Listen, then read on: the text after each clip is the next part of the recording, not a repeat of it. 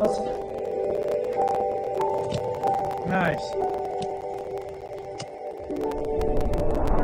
But I heard every word.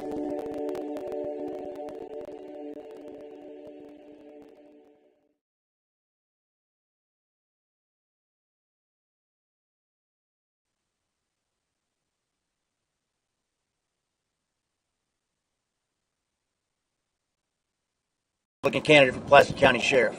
I'm down here at Devil's Elbow Bridge. What I want to talk to you about is the decision you got to make on August 6, 2024. That decision you have to make is who you want standing next to you as your next Pulaski County Sheriff. I'm asking for your vote. But first, I want you to do a comparison between all the candidates running. I want you to put my resume up against everybody else's. I want to earn your vote. I've done a lot in my military career. I've done a lot for the Pulaski County Sheriff's Department. My work speaks for itself. I feel I'm your best candidate. I want you to do a comparison between all the candidates. Look at everybody. Look at their training record, their work record, their leadership record. Put those resumes up against each other and see. And a very good evening to you and yours. We are here once more at the Ozark Mountain Sports Complex in Ozark for today's Class 3 state semifinal. The Licking Wildcats taking on the Duchesne Pioneers. Again, it is Connor Harbor here with you today on Allen Hilliard Sports. We are just about to get going here in this one. The game before it, the other Class 3 state semifinal, taking quite a long time. So kind of flying by the seat of our pants here, but we are good to go. We are going to get it going here in just a few moments. Again, as Licking tries to make it back-to-back state titles here in 2024. So they are about to announce starting lineups. Licking will be the visitors here today, so they will be the road team on the scoreboard. Duchesne, meanwhile, of course, they will be the home team here today. Let's go ahead and get your starting lineups here. First, for the visitors, today's Licking Wildcats. Batting leadoff for them today, that'll be the second baseman, Carson Walker. And then batting second will be the shortstop, that is Keller Davis. Batting third today is first baseman Silas Antel. Then batting cleanup, that'll be the very powerful center fielder, Rusty Buckner. Batting fifth, another powerful bat in the lineup, that'll be the designated hitter, Cale Cook. And then batting sixth today, that's your man on the mound, that is Keaton Cook. Batting seventh, third baseman how about Gavin Buckner. And batting eighth will be left fielder Garrett Gorman. And finally, batting ninth, that is right fielder Austin Stevens. Again, Licking is 25-3 here this season, and they are coached by Harv Antel, athletic director Philip Gamble, and principal Jared Rennie. 25-3 here, best record of the teams remaining here in the Final Four. Now we take a look at the starting lineup for today's opponent. That would be the Duchesne Pioneers, a private school out of the St. Louis area. This is how they're going to be looking here today. Batting leadoff for them, that'll be the catcher, Samson Jost. Batting second, designated hitter, Jack Burley. Batting third today will be the shortstop, Jackson Nicodem. And batting fourth, batting cleanup, the second baseman, Hayden Wolf. Batting fifth is third baseman Jameson Forrest. Batting sixth is the pitcher Timothy Grease. Batting seventh will be left fielder Anthony Painter. Batting eighth will be the first baseman Jaden Worth. And then finally batting ninth today, center fielder Nicholas Brockmeyer. 23-10. The only team in the Final Four with double-digit losses here this season. But, again, they've played some very tough opponents being from the St. Louis area. They are coached by Mike Hollander. They are, the athletic director, Paul Boschert, and then the superintendent and principal, Dominic Durso. So today, Licking and Duchesne, an interesting matchup. These two teams actually have one shared opponent here this season. There's not much to really kind of compare and contrast, but both teams did play South Callaway this season. Licking a big win. Of course, Licking on a long winning streak ever since April 15th, that loss against Rolla. But both teams did play South Callaway, Licking defeating South Callaway 15-0, Duchesne defeating South Callaway 11-4. Coming up next is our national anthem here. Actually, in just a few moments, they're actually still announcing the Duchesne starting lineup, so we do have a little bit of time here. Licking, of course, if you've listened to a game on the radio this year, any of the radio stations in town, or you've just kind of caught a Licking game in person today, you know this is a team that bats well and also pitches well. Licking, very well-rounded team, returned a lot of starters from last year's state champion team. That is very much the same. Of course, got one of your top guys on the mound here today in Keaton Cook. He's going to be donning the mound under 1 ERA here this season. He's not the most experienced pitcher in terms of innings pitched. He's close, 32 1/3. That would go to Keller Davis, who of course is playing shortstop here today, but an 0.87 ERA, 52 strikeouts, does give up quite a few walks, 25, but still a 2-to-1 strikeout to walk ratio. That is pretty good when it's all said and done. So we'll hopefully see Licking again try to make it back-to-back state titles. That is very, very hard to do, especially in Class 3. Lots of good teams. Of course, the semifinal before us coming to completion as well. It is going to be Mid-Buchanan who moves on. So the winner of this one will play the Dragons of Mid-Buchanan, another Northwest Missouri team. Saw one of those yesterday with the Class 2 state title in Maysville, but Mid-Buchanan did defeat West County, a final score of 7-3 there in that one. A game that was marked by walks and errors and kind of a sloppy game when it's all said and done. So we'll see if Licking can kind of use that defense, kind of play safe, clean baseball en route to a championship this year. Tell you what we're going to do. We're going to take ourselves our one and only pregame break. When we come back, it'll be time for some baseball. Licking will be at the plate. Duchesne will be out in the field. We'll come out in just a few moments. Going to run some ads for you, but don't go anywhere. We got the Class 3 state semifinal right here on Allen Hilliard Sports.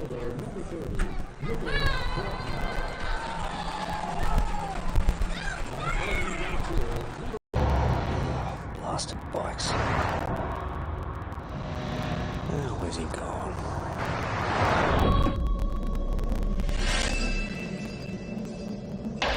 Why not look at it from the motorcyclist's point of view?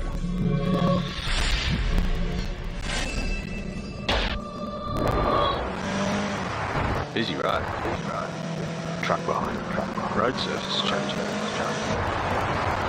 The car turning ahead. Is he going to pull out? Give him room. Traffic's slow. No, my lane's clear. Plenty of room.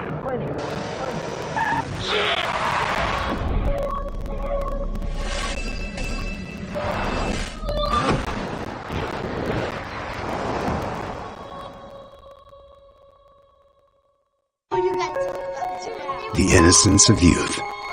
Is there anything any better? But soon they'll be in high school and facing all the same challenges you faced.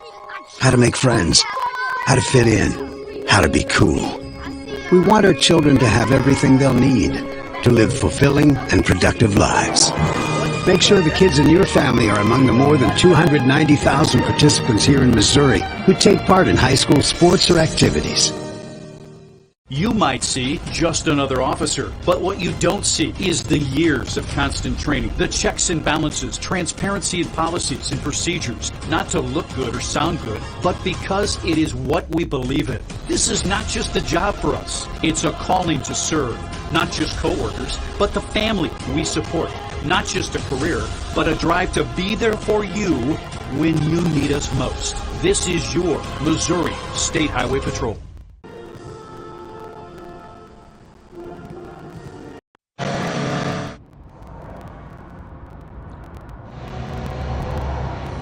Lost in bikes. Where's he gone?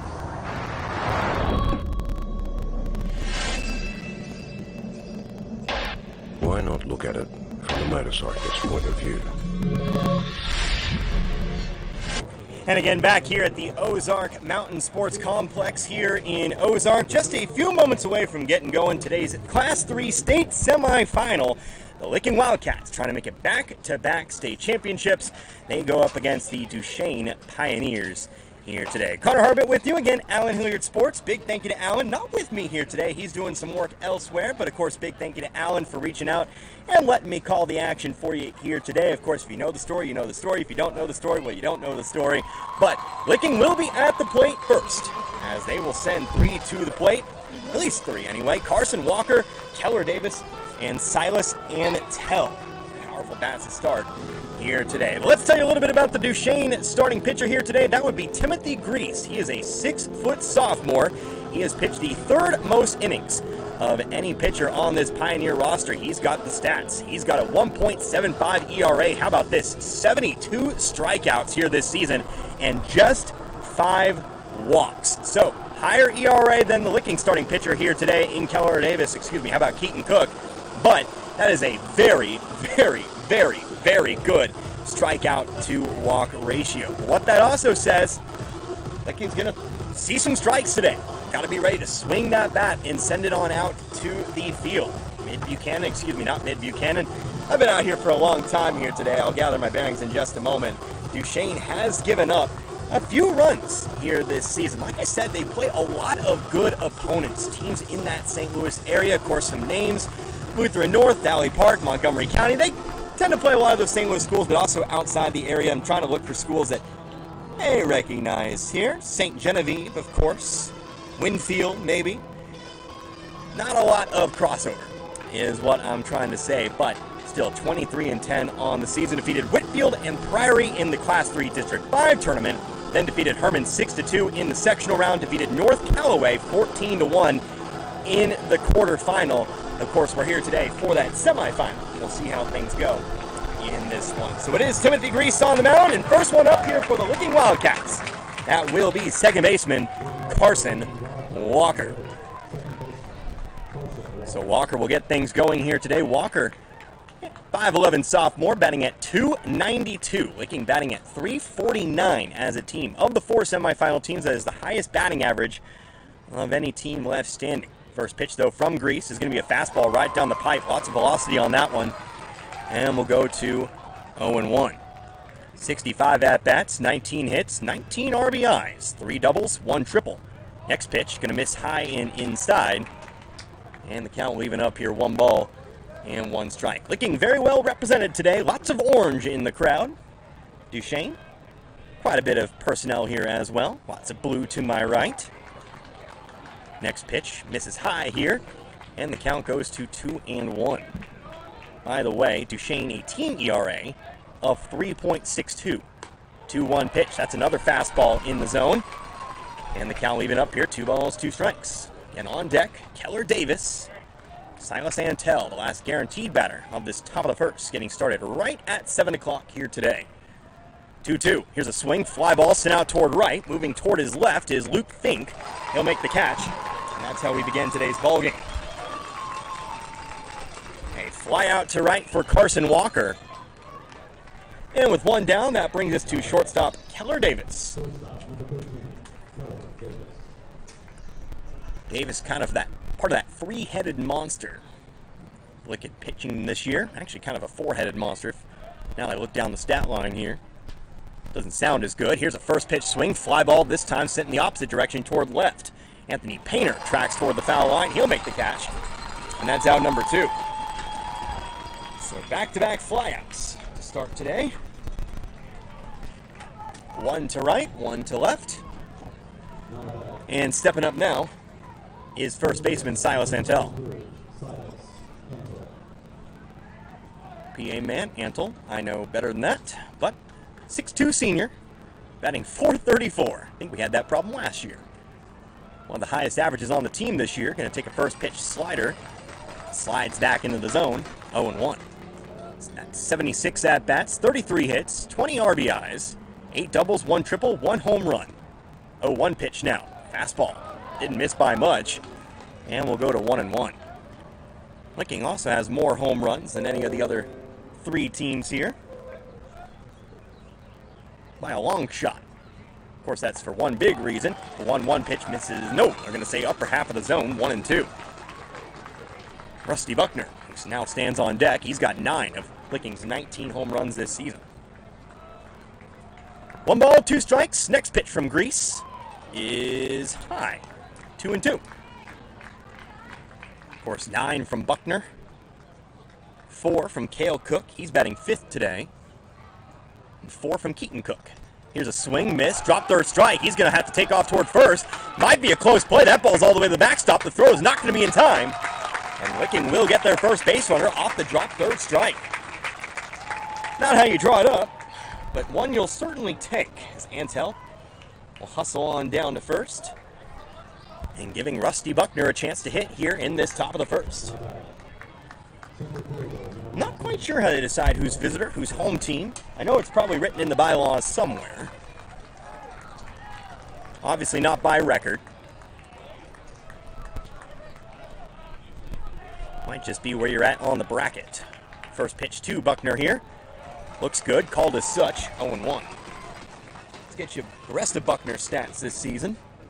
He's batting at .513. That is your highest average on the team. Definitely of those who qualify. 0-1 pitch. Inside, 1-1. 80 at-bats, 41 hits, 48 RBIs. Leads the team in that category. Also leads the category in 10 doubles, 1 triple, and then again those 9 home runs. Pickoff throw to first. Gracie will fire off to Worth here, Jaden Worth, but Antel dives back safely. Big thank you to our sponsors for today's Licking broadcast. I'll tell you those in just a moment. 1-1 pitch. Here's a swing, fly ball, sent out toward left center. It's got distance, but it's going to be playable out there. Underneath it is Nicholas Brockmeyer, makes the catch for out number 3. So 3 flyouts, and despite the drop third strike, Licking's not able to turn it into anything. No runs, no hits, no errors, and 1 runner left on base. We'll take 2 minutes. We will come back, and we will have for you the bottom of the first. Duchesne up to the plate for the first time in this one. You're listening to the Class 3 State Baseball Semifinal here on Allen Hilliard Sports. The Army helps me be all that I can be by having many different opportunities for me to better myself. That is a big thing that I look for, and there is no limit to where I could go in my career or what different jobs I could do or what different options I could go and push myself to achieve. I'm First Lieutenant Amanda Atkinson, a 12 Alpha engineer officer. So my main job is to plan the training, to kind of hold the level of discipline and how I want my platoon, I'm a platoon leader, to run, and then I trust my NCOs to carry out that plan for me, and I do. I have a lot of trust in my platoon sergeant and my squad leaders to get my vision complete and accomplish that mission. So I definitely hold them to a very high standard. I set the bar with how I act myself, and then I expect them to do the same and have their soldiers meet that standard, but I let them carry that out the way that they want. An obstacle that I have faced and will probably just continue to face is a confidence level or like a leadership level. You don't go in, especially out of college, knowing how to take over 35 people who know their job and how to lead them, and you come in, especially a second lieutenant, very wary on, will I do a good job at this? The Army makes you face that head on. They make you take responsibility of the role that you have and learn quick and learn how to be a leader. And that comes with just any job you're placed in general, and then they offer extra schools that will just enhance any leadership capabilities. The Army has made me the leader I am today, and I'm sure will just keep helping me improve my leadership. I'm First Lieutenant Atkinson. Be all you can be at GoArmy.com.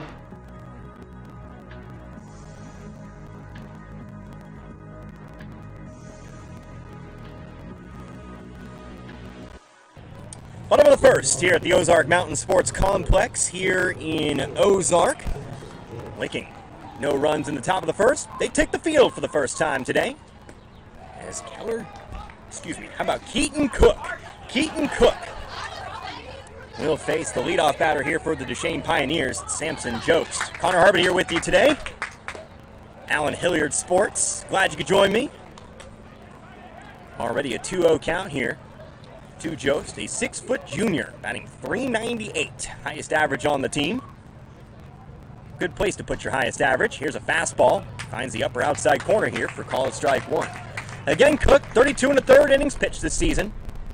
.87 ERA, 52 strikeouts, but 25 walks.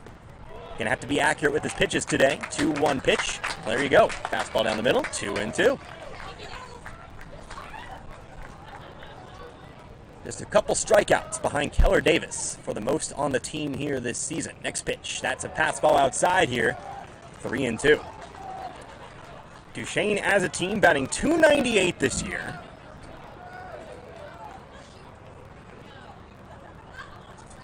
Good for third of the final 4. Here's a high chopper sent over towards short. Keller Davis has it. Has to hurry with the throw. Took too much time on it, and that's going to be an infield single. He played that one back. Really should have probably come up on that. The hop was high enough for Jost, who's probably batting leadoff for a reason, to hustle down that line and find his way on over to first. Game's first hit of the day. And that brings us to the designated hitter, Jack Burrell. So we'll see how Cook works around this leadoff batter. The first pitch here to Burrell. Misses low and away, ball one. Burrell, 6'2 junior, batting .345. 87 at-bats, 30 hits, 22 RBIs. 7 doubles and 2 triples. Now here's a pitch outside, and it's 2-0. Looking over this Duchesne roster, only one senior not in the lineup today. So this is a team with lots of hope for the future as well. Here's a foul ball sent well off toward the left. It's 2-1. Compare that to Licking. 1, 2, 3, 4, 5, 6. 6 juniors this year. One of those seniors, the man on the mound, and Cook. 2 balls, 1 strike. Next pitch to the left-handed Burrell. It's a fastball high here, and it's 3-1. Winner of this one, again, will face Mid-Buchanan tomorrow. 7 o'clock is your championship game. Third place game facing West County. That'll be at 3:30. Excuse me, 4 o'clock.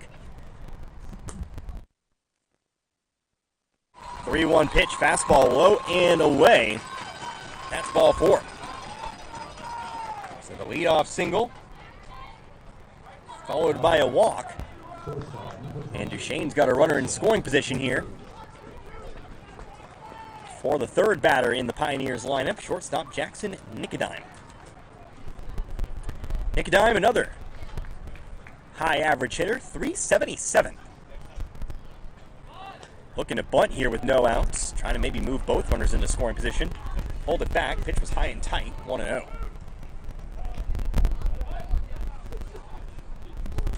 Now time called at the plate as Nicodime will step out.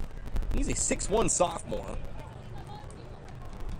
Also the team's primary pitcher, at least in terms of innings pitched. He's got 48 2/3. Obviously not pitching here in this semifinal, at least not yet. 1-0 pitch, that time found the zone. And it's 1-1. On deck here, that would be cleanup hitter Caden Wolf. Most likely see him here, barring a triple play. Not impossible. Not statistically probable. Here's a swing, ground ball. That's going to get through into left field. They might try to send the run home. They're going to hold him up at third. Going to play a little conservatively here with the leadoff hitter, but it's already bases loaded here. And there's still nobody out. Second base hit of the inning here for the Pioneers. So, this is why you set the lineup the way you do. Bases loaded, nobody out, and your cleanup hitter at the plate. That'll be the second baseman, Caden Wolf, batting at .292. Average-wise, not necessarily the highest average, but he does have 1 home run. Let's look at his extra bases hits. 6 doubles, no triples. But still somebody you trust here in this force line. 1-0 count here. Cook working all the way from the windup now. Here's a swing, ground ball over to first. That's going to bounce off the glove of Van Tell in the right field, and that's going to score a couple of runs. They may try to send the third. No, he's going to trip and fall over third base, but it's a 2 RBI single, and Duchesne leads here 2-0. Picture perfect start for the St. Louis school. The single, the walk. The single, they're going to give that an error, I guess. A bit wishy-washy there, but error hit. I'm sure Duchesne will take it all the same. 2-run error. Wolf ends up at second. And again, Nicodime stands at third. Now we're going to have ourselves a visit to the mound. Not a good start for the Wildcats here today. Let's go ahead and talk about how Licking got here.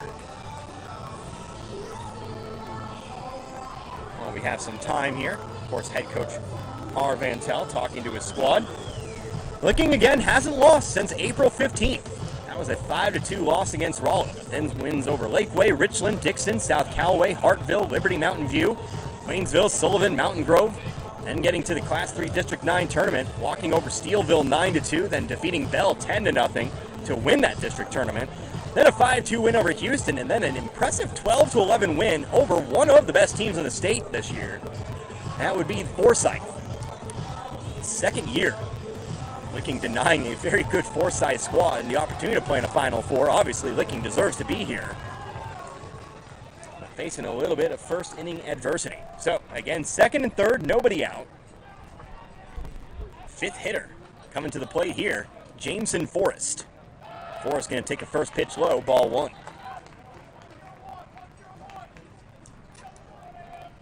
Cook still pitching from the windup here. So he'll fire that 1-0 pitch. Here's a swing, ground ball, third base side. Might have to trade out for run. Do have to hurry with the throw. Throw across the diamonds in time, but they'll trade the ground out for a run. It's 3-0 Duchesne.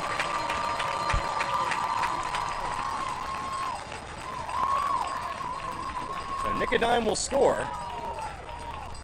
Wolf moves on over to third. 5-3 the play. Licking does finally record that first out of the inning, but trailing by 3. Still an opportunity for Duchesne to score a fourth run here at the plate now. Pitcher Timothy Greasy. Greasy going to take a first pitch strike. Fastball found the inner half. Greasy, 6-foot sophomore, like we said, batting at .329. 23 hits, 9 RBIs, 3 doubles, no triples. No home runs. Looking to bunt here. Took a stab at a pitch well outside. Bit of an ill-advised move there. Looked rather foolish. Count will go to 0-2. Trying to lay down that bump by any means necessary. The old safety squeeze, if you will. Well, they're going to appeal and ask if he didn't go around or if he pulled it back. Well, they did. They're going to say, yeah, he did stab at it. And it's 0-2. Don't think there was much of an argument there. Next pitch. That one's outside. 1-2. On deck, left fielder Anthony Painter.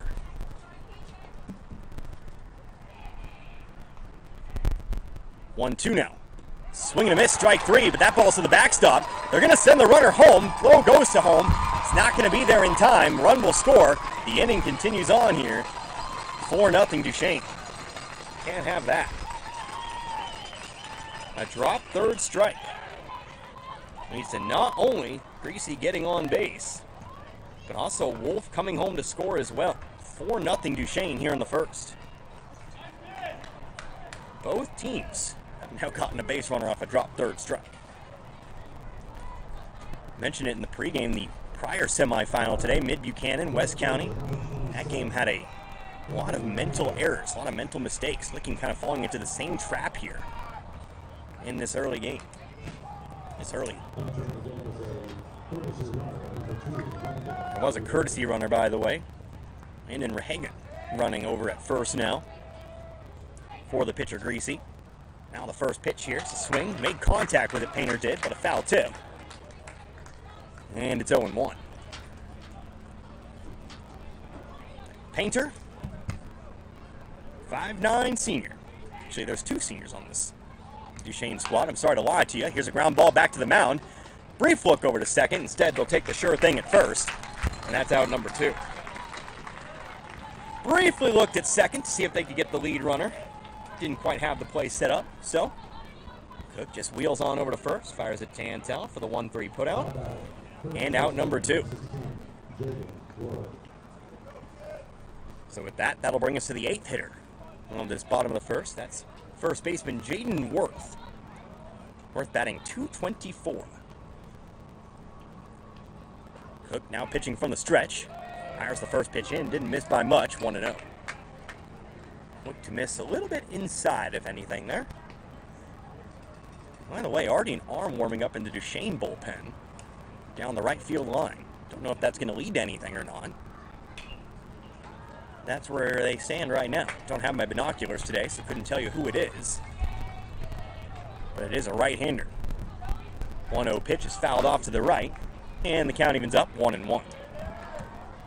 There are 2 outs. Runner on second again, 4-0. Bottom of the first. Duchesne leads Licking in this Class 3 state semifinal. Pitch on the way. Next one, low and outside, ball 2. Trying to get out the inning here. 4 runs on 2 hits. Doesn't take much to start a rally like this. Again, helped along by the error. The drop, third strike, the walk as well, 2-1. That's going to be a one-hopper. That got away from the catcher. That's to the backstop here. They might try to send him home. No, he's just going to stop at third. That does move Rehagen, the pinch runner, 90 feet away. Another wild pitch here.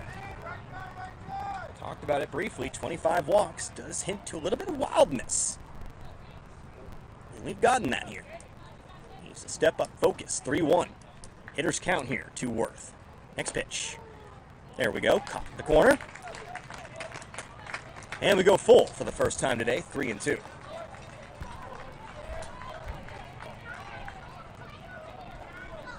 Three balls, 2 strikes, 2 outs. Runner on third. Payoff pitch. It's a swing, ground ball up towards short. Davis has it, has trouble picking it up, but still has plenty of time to make the play and end the inning. But not the start I think Licking wanted. Duchesne will plate 4 runs here in the bottom of the first. 4 runs coming across on 2 hits. There was 1 error, and there was 1 runner left on base. We'll see if Licking can get a few back when we come back in 2 minutes. Don't go anywhere. You're watching the Class 3 State Baseball Semifinal here on Allen Hilliard Sports.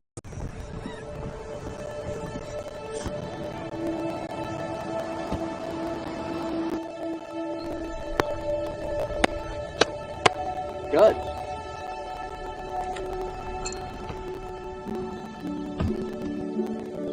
I don't remember how it started. Go to that. Oh boy. You just found it.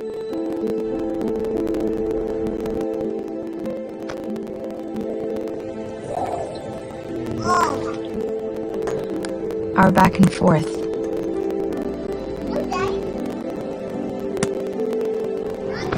Victory. Fumble. Repeat. It always came back.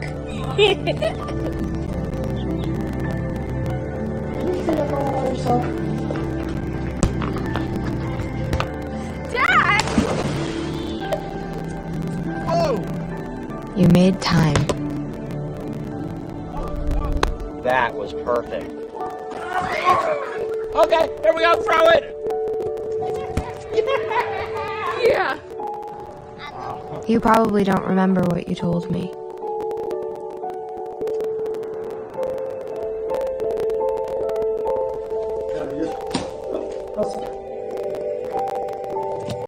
Nice. But I heard every word.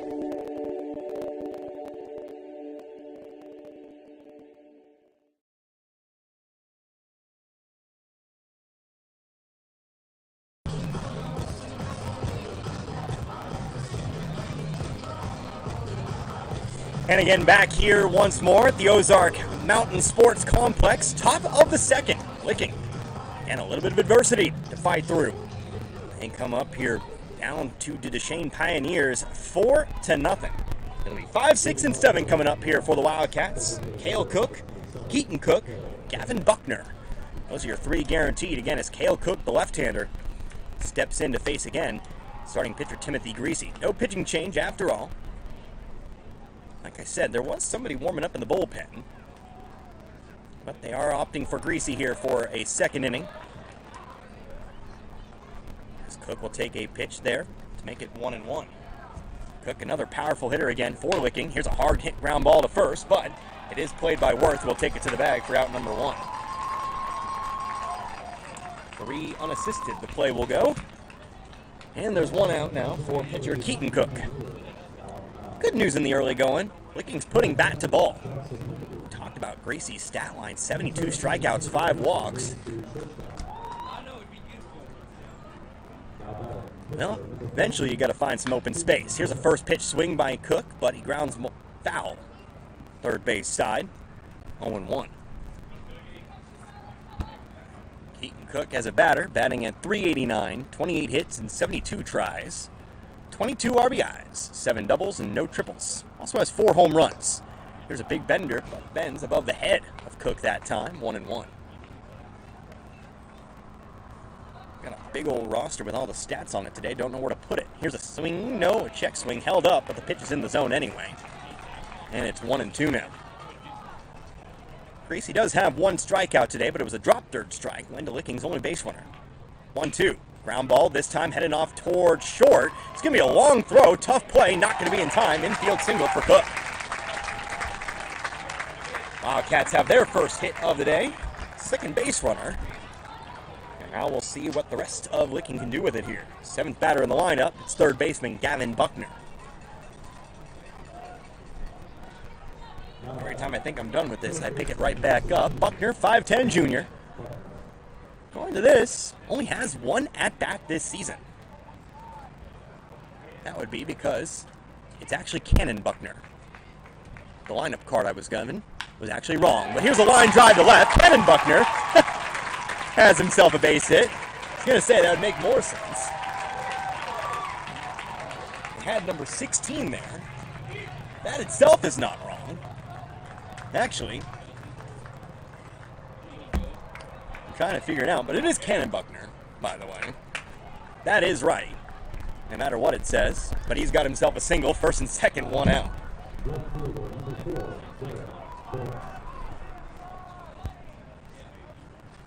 Well, send Buckner to the plate. It'll all work out. First and second now, one out. Now here's Garrett Gorman. That much I know. Right-handed batter. Definitely wears number 4. First pitch, going to take one on the inner half here. It's 0-1. Gorman, 5'9 senior. Batting at .217.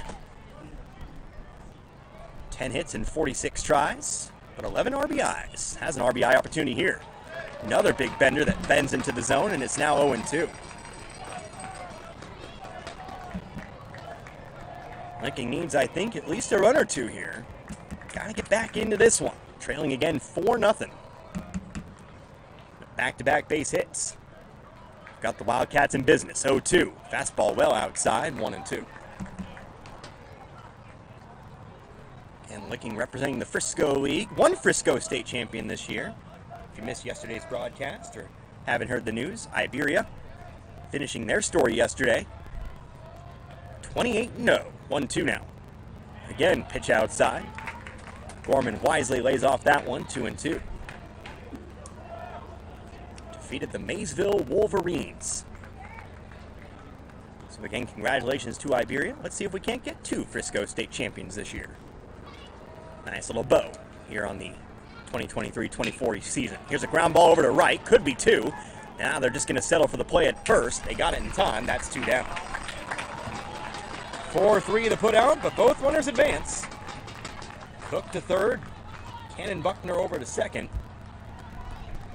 And you'll need a little bit of number 9 spot heroics here from Austin Stevens. Stevens batting .281, 6-foot senior. 57 at-bats, 16 RBIs, or 16 hits, 17 RBIs. But if he can put one into the outfield here, could score 2 and cut this lead in half. Big swing and a miss on the first pitch, 0-1. Put one to left or right center. You got speed out there.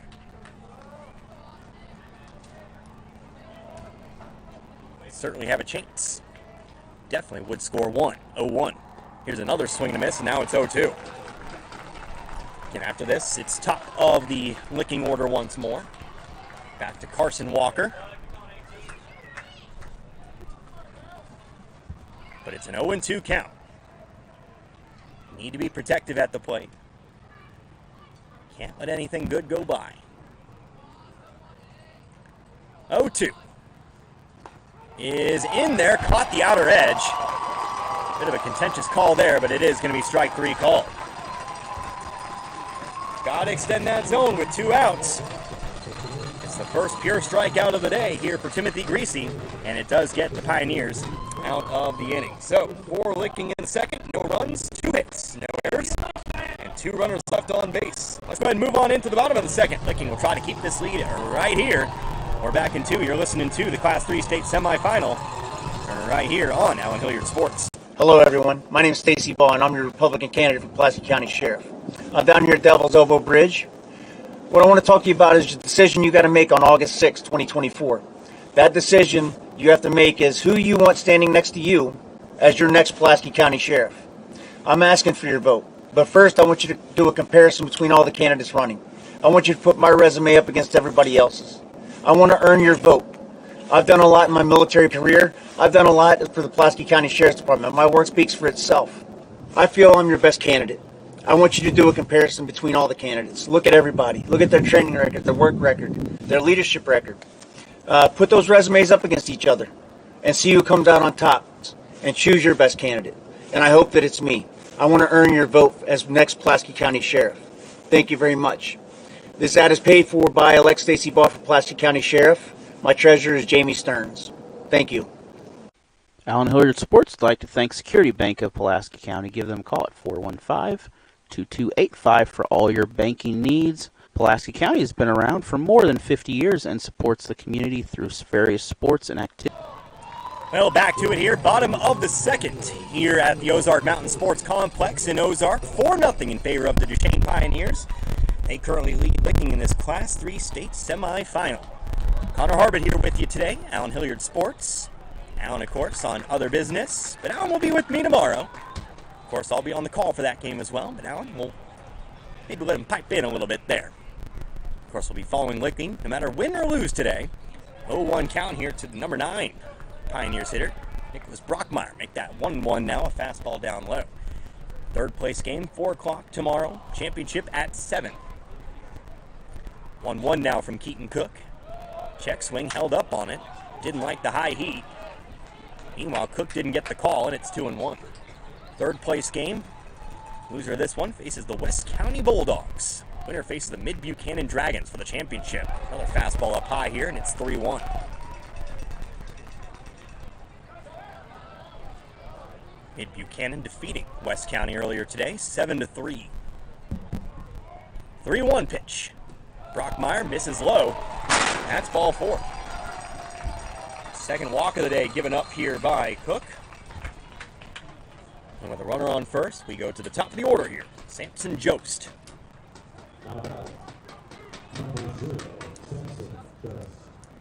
So Jost comes back to the plate. He led off the first with a single. Later came around to score on that 2-run error. Licking's lone error of the day. Both teams 2 hits. And obviously, extraneous plays, or that's not the right word, but you know what I mean. Here's a suspect looking call there, 1-0. Now they'll appeal to see if he went around on it. I'm going to say no. I don't think that was much of the issue, but it is 1-0. Next pitch on the way. Brockmeyer takes off for second. Throw from McCloy is not going to be there. And he's got himself a stolen base. Tell you what, everything right now is going Duchesne's way. Brockmeyer, a big jump. And he's already in the scoring position here with nobody out. 1 ball, 1 strike, meanwhile, to count the plate. Next pitch, gonna square up to bunt, pulled it back. Pitch missing low here. Maybe 2-1. Got a tight zone here today. Will say, the umpires chosen for the Final Four, some of the best in the state. But all umpires have their quirks. 2-1, that's gonna run inside and hit him. Another free pass given up here. This time, the first hit by pitch, it's first and second. Does open up the double play possibility. We'll give him that. And obviously,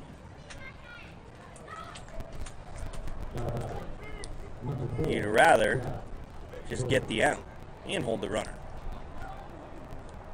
But with 2 aboard here, brings us back to designated hitter Jack Burrell. Burrell drew a walk his last time up. He's going to square up to bunt. Bunt's a good one down the third base line. Licking not necessarily ready for it. It's going to go by. Everybody's safe. And it's bases loaded for the second straight inning with nobody out. That's going to go down as a hit, despite it getting past the glove of Buckner. They're going to give him a hit. And I think it would have been a hit. I don't think he was going to be able to have time to make that throw.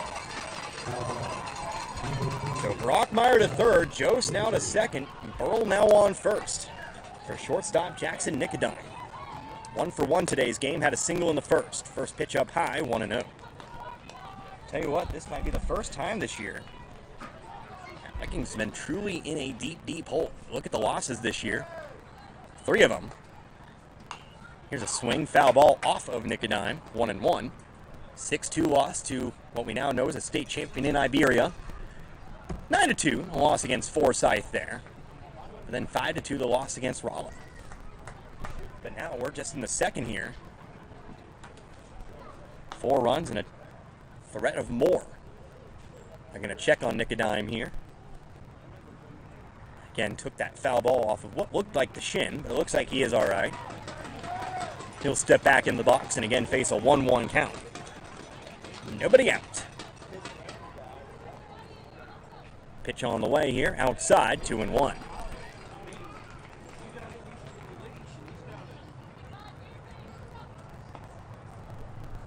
Looking, playing those infielders on the edge of the grass, at least in the corners, but now we'll have time called. It's Jasper McCoy, and behind the plate today, heads up to the mound. Get a ground ball to the corners, get it quick enough. You obviously can go home. Get that force play, prevent the run, and then if you have time, try to make the double at first. That's an ideal world. Obviously, sometimes things just don't work out that way. But it's why you put your runners in like that. Obviously, that does leave a lot of dirt, a lot of grass behind those corner infielders. 2-1 pitch. Man, getting punished right now. That one's right at the knees, but it's called a ball, 3-1. Tight zone today. Hitter's count here. A walk would send home a run. 3-1 pitch. Here's a swing, ground ball into the gap, right field. That's going to score at least one. They're going to try to send the second runner home. Here comes a throw. No, they sent him back. Probably a good choice. That ball fired in by Stevens, but it is an RBI single, and it's a 5-0 game. So the leadoff walk ends up leading to a run. Everybody advances. Nicodime's got himself an RBI. And it's again bases loaded. Again, nobody out for your cleanup hitter, Caden Wolf. But that is going to be the end of Keaton Cook. We've got ourselves a pitching change. First one of the game. Tell you who comes in. Looks like it might be Rusty Buckner. I'll tell you for sure when we come back. Going to take a 2-minute timeout. Bases loaded, nobody out, 5-0. Duchesne leads Licking. You're listening to the Class 3 State Semifinal. Allen Hilliard Sports.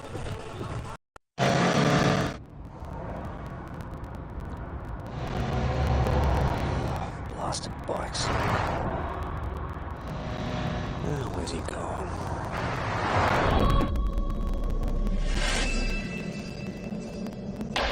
Why not look at it from the motorcyclist's point of view?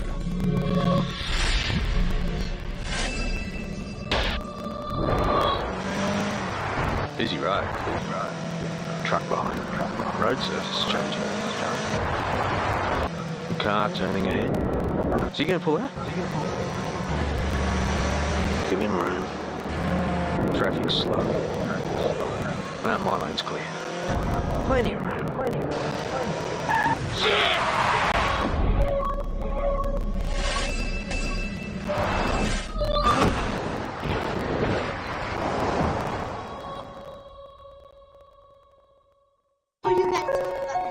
The innocence of youth. Is there anything any better? But soon they'll be in high school and facing all the same challenges you faced. How to make friends, how to fit in, how to be cool. We want our children to have everything they'll need to live fulfilling and productive lives. Make sure the kids in your family are among the more than 290,000 participants here in Missouri who take part in high school sports or activities. You might see just another officer, but what you don't see is the years of constant training, the checks and balances, transparency in policies and procedures, not to look good or sound good, but because it is what we believe in. This is not just a job for us. It's a calling to serve, not just coworkers, but the family we support. Not just a career, but a drive to be there for you when you need us most. This is your Missouri State Highway Patrol.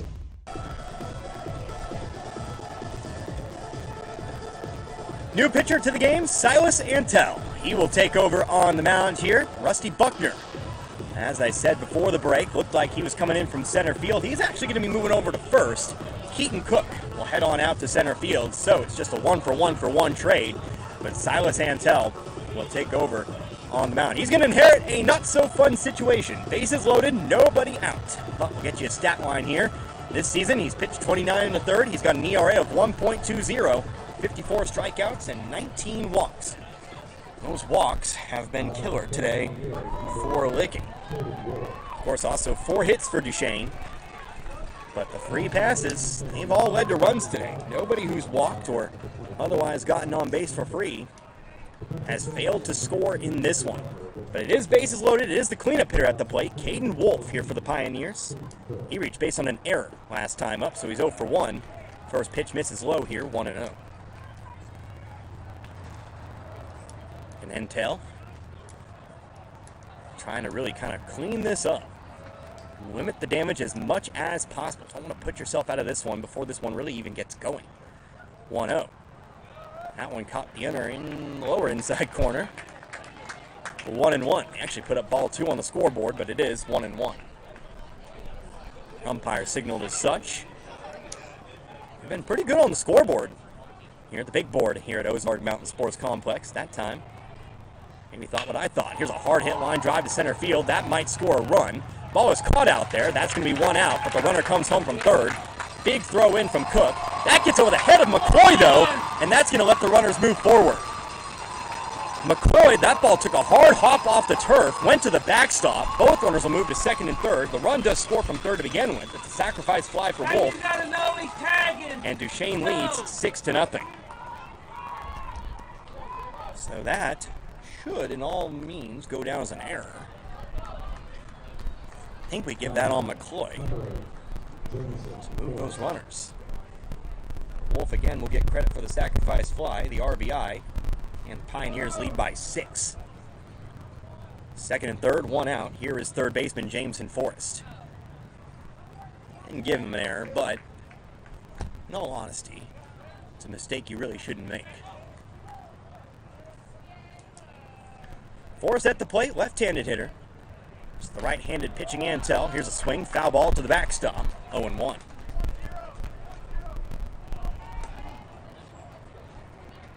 Forrest, last time up, grounded out 5-3. At the time, that was that first out in the first inning.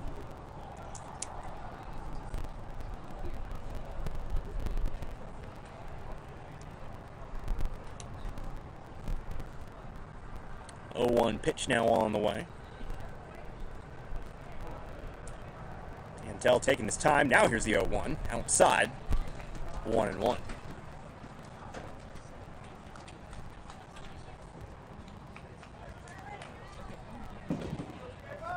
Go ahead and hide the bases on stream today. Just realized I've been failing to keep up with that. Apologies. First time using this equipment by myself today. 1-1 pitch. It's a foul ball sent off to the left toward the Licking dugout. 1-2. But at the moment, it is second and third. Also realize I've failing to keep up with the outs. We'll try to at least get that for you. And the inning as well. Apologies, but it is the bottom of the second. 1 ball, 2 strikes. Next pitch from Antel. It's a swing, line drive to right field. That should score at least 1 more. They're going to send the runner here. Throw comes in from Stevens at right. Now they'll send the runner back. Tell you what, they will only come back as soon as they know it's not going to happen. But another RBI single. 7-0 Duchesne here in the bottom of the second.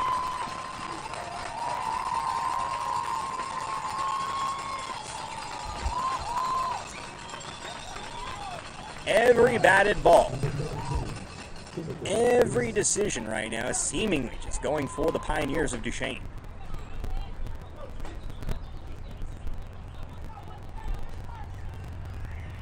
Runners at the corners now. Again, still with 1 out. To the plate again, Timothy Greasy. He's going to square up to bunt, pulled it back. Pitch was outside. 1-0.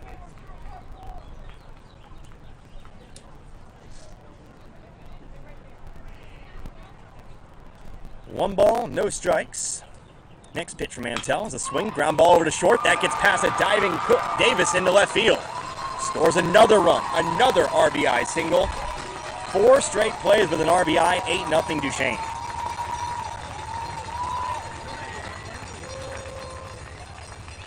Well, what do you do now? Theoretically, at the current score, you have 5 innings remaining. It's a long road back now. I've also just been told by one Allen Hilliard Sports, I also forgot the most important thing, the score. I don't think we want to put it up on the board right now, but we win. 8-0 our score. Duchesne leads Licking here in the bottom of the second. Now I'm all caught up. Meanwhile, an 0-1 count. Now a pitch that was called strike 3 last half inning. But it evens the count here to Anthony Painter, 1-1. We have not had a very consistent zone today. I do not feel like that is a stretch. 1 ball, 1 strike. Next pitch. That one's definitely low, 2-1.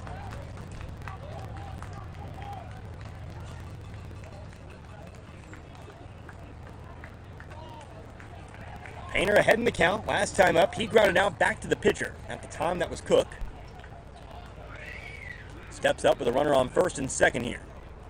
Next pitch. Foul ball off to the right. And we go 2-2. I believe we can officially close the book here on outgoing starter Keaton Cook. All the runners he was responsible for have come in to score. Forrest and Greasy on base right now, both the responsibility of Antel. 2-2. Fastball high. We go full 3-2.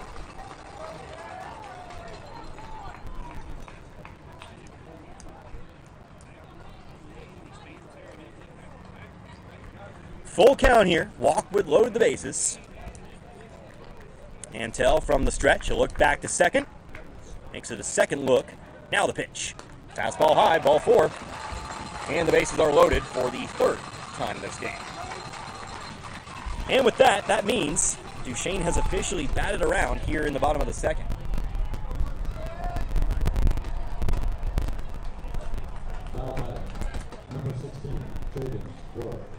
Does open up the force at any base, but again, the bases are loaded here. Back to the plate, first baseman Jaden Worth. Worth 0 for 1, ground out to shortstop last time up. Swing and a miss on the first pitch of the at-bat, 0-1. And just the 1 strikeout for the Licking committee today, and it didn't result in an out. It was a drop third strike. 0-1 pitch. That one's in there. Thigh high, 0-2. Sun's starting to drop here in Ozark. Got all the shade I could ask for. Has made it a very beautiful day for baseball. At least weather-wise. 0-2. Antel fires. Swing. Ground ball just in front. No, actually spun back over the line in third.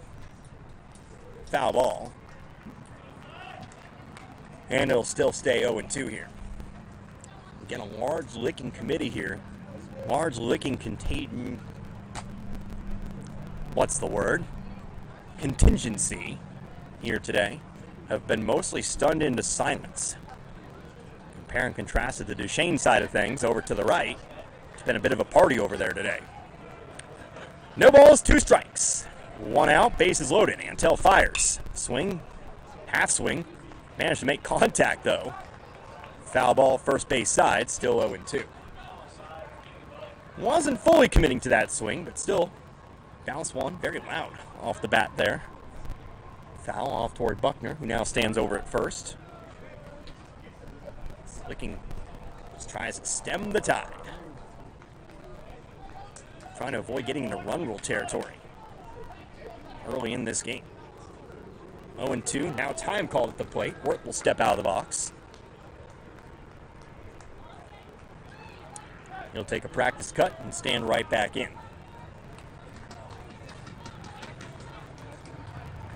Still no balls, still 2 strikes. Antel rocks and comes set. The pitch. In there, strike 3 called. So Antel gets the first strikeout that'll stick today for Licking. There are 2 down, bases still loaded. But back to the plate. It's the man who started this inning, one Nicholas Brockmeyer.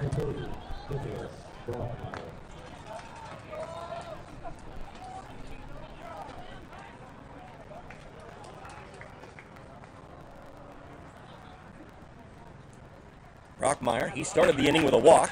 Takes a first pitch struck right here.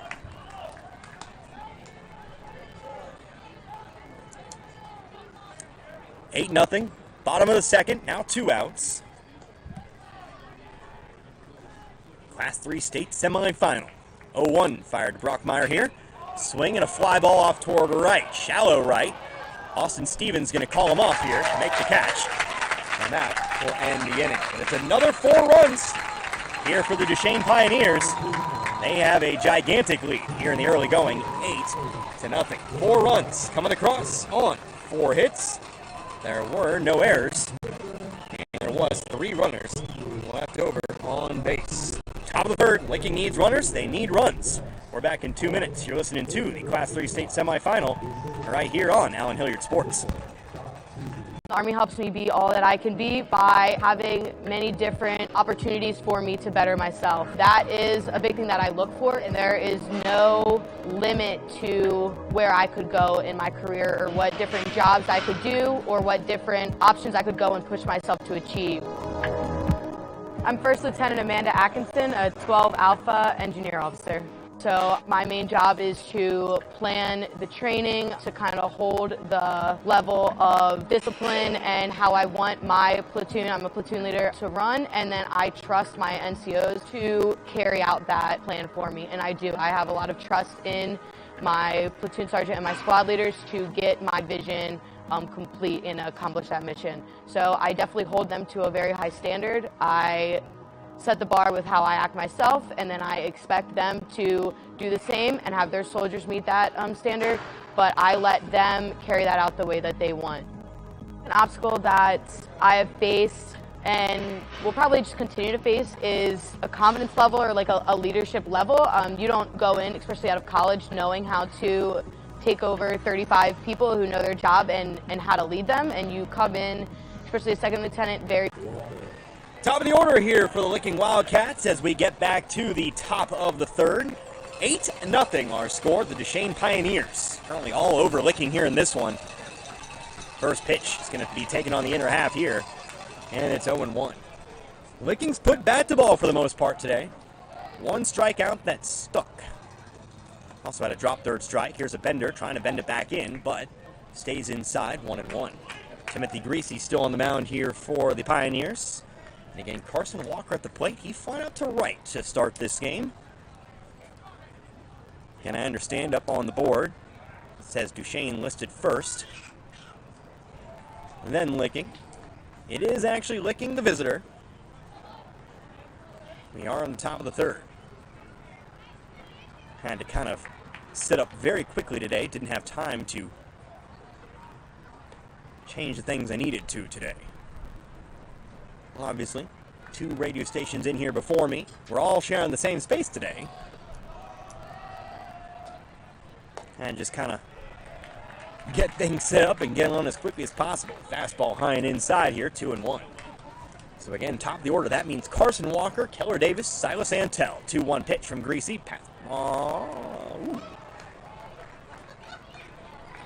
Licking the beneficiary there that time. 3-1. Hitters count. Next pitch. Swing, line drive into left field. That gets in. Walker's getting around first rather hard, but he'll trot on back to first. He's got the leadoff single. Third hit of the day here for Licking. We'll see if the rest of the top of the order can turn it into something. First up here, shortstop Keller Davis. Davis, he flew out to left. Powerful fly ball out there, but again, playable. 3:30 down the lines here. First pitch is taken outside for ball 1. 375 to the power alleys in left and right center. And again, they don't have a marker out in center field, but I've guessed it at about 400 or so. That would be the natural progression of things. It's a pretty standard ballpark, all things considered. Davis swinging away here, faked the bunt. Brought Forrest charging in from third, but he fouls it off to the right, and it's 1-1.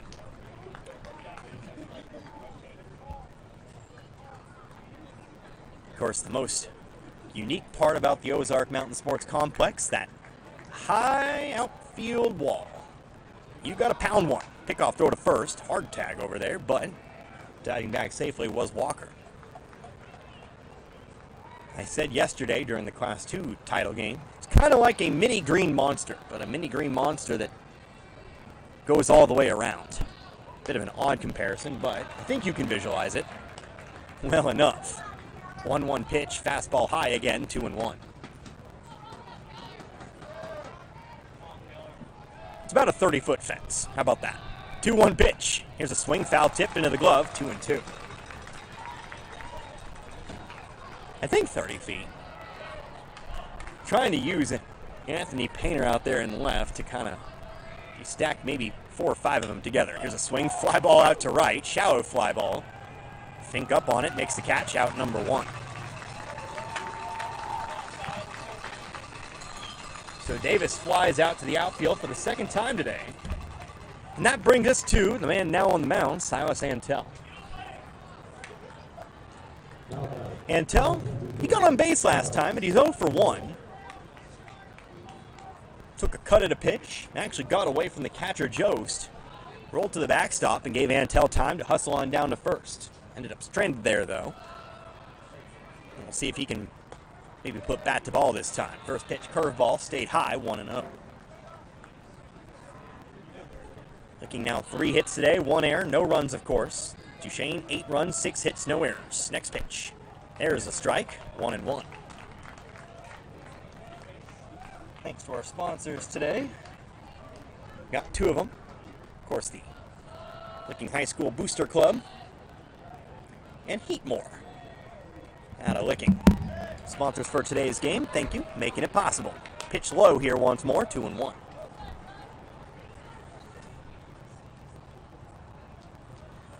Two-one count. Now here comes the Duchesne head coach.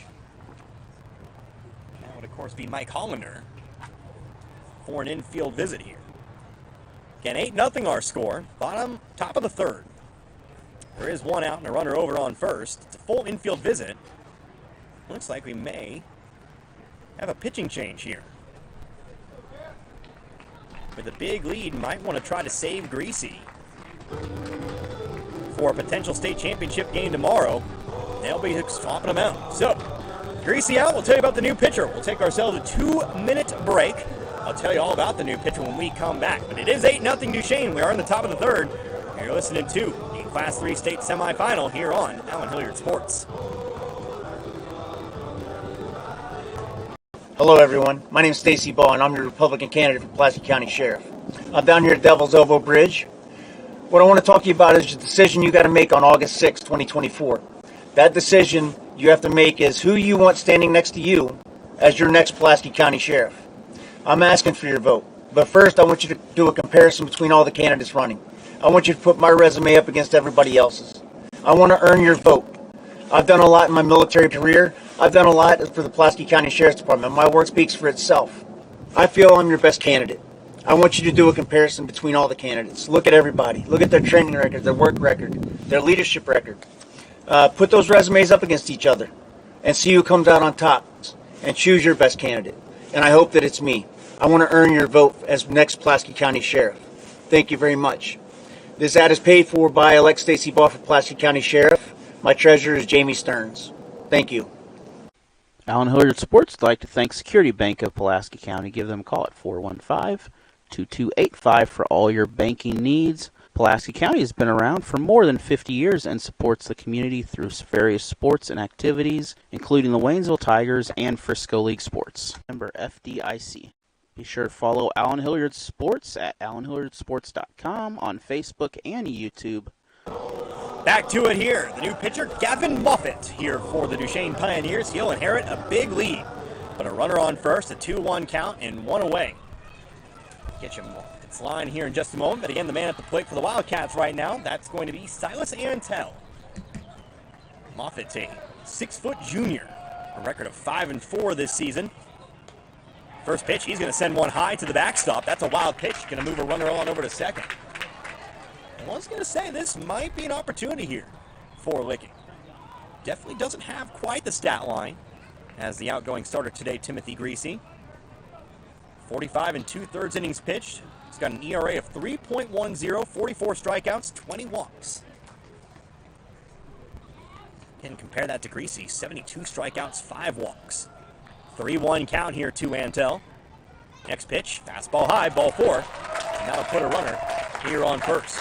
Second and first now. Still only 1 out for the cleanup hitter, Rusty Buckner. Gotta assume the move here from Greasy is a pitch count related move.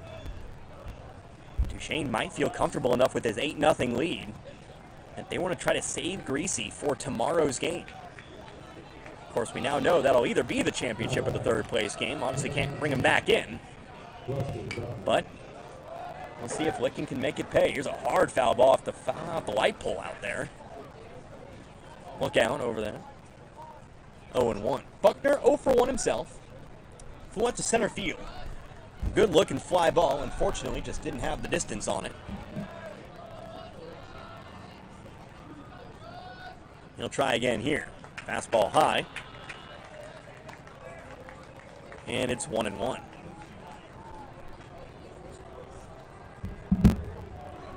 One ball, 1 strike here to Buckner. The 6'4" senior.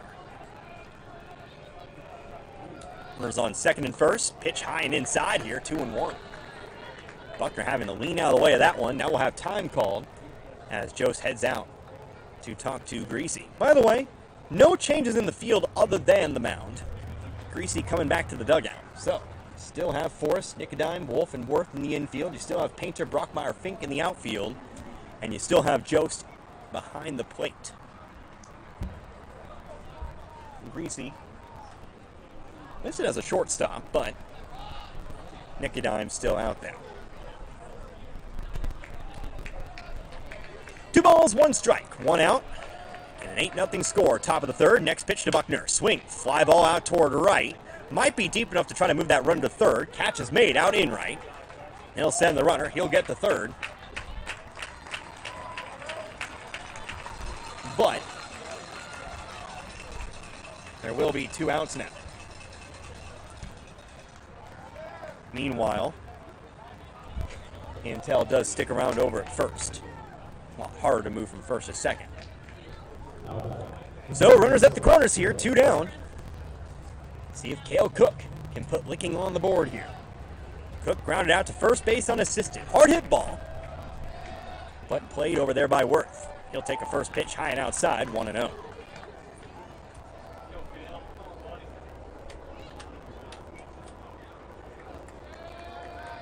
Cale Cook at the plate, Keaton Cook on deck, and Carson Walker, the lead runner, at third. Here's a swing, pop fly, but foul.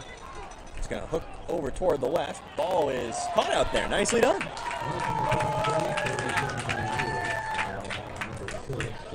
Well, tell you what, scoreboard might read 8-0, but Licking now has 1 foul ball catch to Duchesne's 0.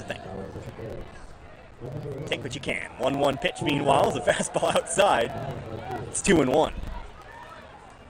And if you don't have that, what do you have? Still 2 outs, but again, runners at the corners. Next pitch here from Moffitt. Down the outer half, late strike call there, but does even it up, 2-2. Like I said, lots of fans traveling from Licking today. Closest team to Springfield, closest team to Ozark. Here's a swing and a miss. And that's strike 3. That'll end the inning. And Licking will strand 2. So Moffitt gets a strikeout. Licking, despite that leadoff single, still scoreless. No runs. 1 hit, no errors.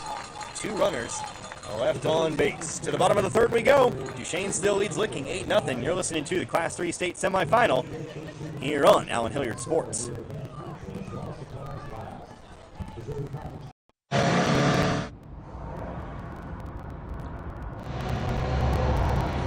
Blasted bikes.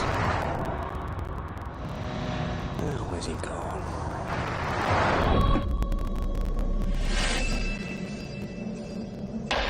Why not look at it from a motorcyclist's point of view?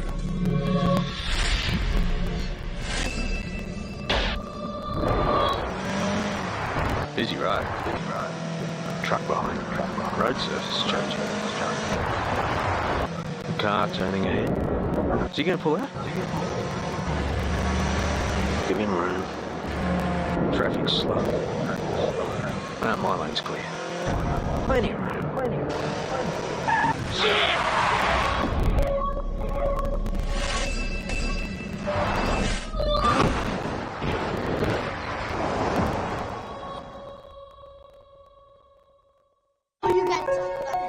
The innocence of youth. Is there anything any better? But soon they'll be in high school and facing all the same challenges you faced. How to make friends, how to fit in, how to be cool. We want our children to have everything they'll need to live fulfilling and productive lives. Make sure the kids in your family are among the more than 290,000 participants here in Missouri who take part in high school sports or activities. You might see just another officer, but what you don't see is the years of constant training, the checks and balances, transparency in policies and procedures. Bottom of the third here in Ozark, the Ozark Mountain Sports Complex. 8-0 our score. Duchesne leads Licking this Class 3 state semifinal. Win or lose, you're guaranteed a game tomorrow, but whether that be the third place game or the championship is yet to be decided. Obviously not going Licking's way here tonight, but still you have quite a few innings left. Still time here. Top of the order coming up here for Duchesne, 1, 2, and 3. Samson Jost, apologies, facing a 1-1 count here after a hard-hit foul ball down the right field line. You'll see Jost, you'll see Burrell, and you'll see Nicodine, all taking their third at-bats here in the third inning. 4 runs apiece for the Pioneers in each of the first and second innings. Right now, the goal for Licking is to try to keep this 8-run lead right where it's at. 1-1 pitch, nicely done there by Antel. Found the outer half, 1-2. Obviously, a couple more runs, you're in run rule territory. If you can't find any more runs yourself. 1-2 now. Here's a swing, ground ball back up the middle. It's going to be played on a chop, but he'll have no play. It's an infield single here for Jost. So Jost on base for the third time today. He represents 2 of the 8 runs. He'll get on to start the third. That brings the designated hitter Jack Burrell.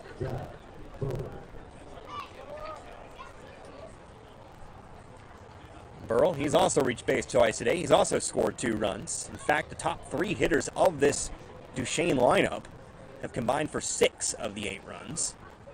First pitch, fastball, low and away, got to the backstop. That'll move the runner to second. Wild pitch from Antel there. And the runner's in scoring position. As for Burrell, he did walk in the first. Picked up his one and only hit today in the second, so he is 1 for 1.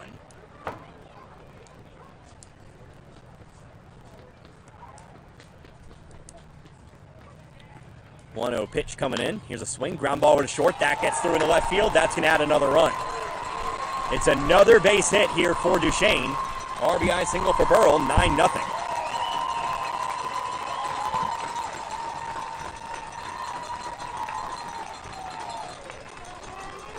So the leadoff single, a wild pitch, puts him in scoring position, then a ground ball through the gap. That's all you need. 2 batters to get a run here. Get that 9-run advantage. Next up to the plate here, shortstop Jackson Nicodine. Still nobody out. Again, third batter in the Duchesne lineup, third batter this inning. First pitch inside here, 1-0.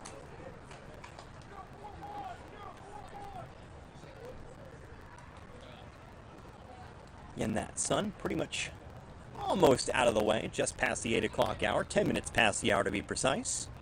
Here's a pickoff throw to first. Snap throw, but not going to get him in time. Burrell dives back. We'll continue to wait the 1-0. The lights have come on here in Ozark. Had the afternoon game yesterday. Here's a pitch delivered low, 2-0. In fact, I don't think I've ever called an evening game here. Was definitely here last year, of course. For Licking's semifinal matchup against Barstow, then their championship game against South Callaway. And I think both those games were in the afternoon. If I'm not mistaken, I'd have to go back and check that. 2-0 pitch in there, called strike 1. I may or may not be right on that. Feels right, though.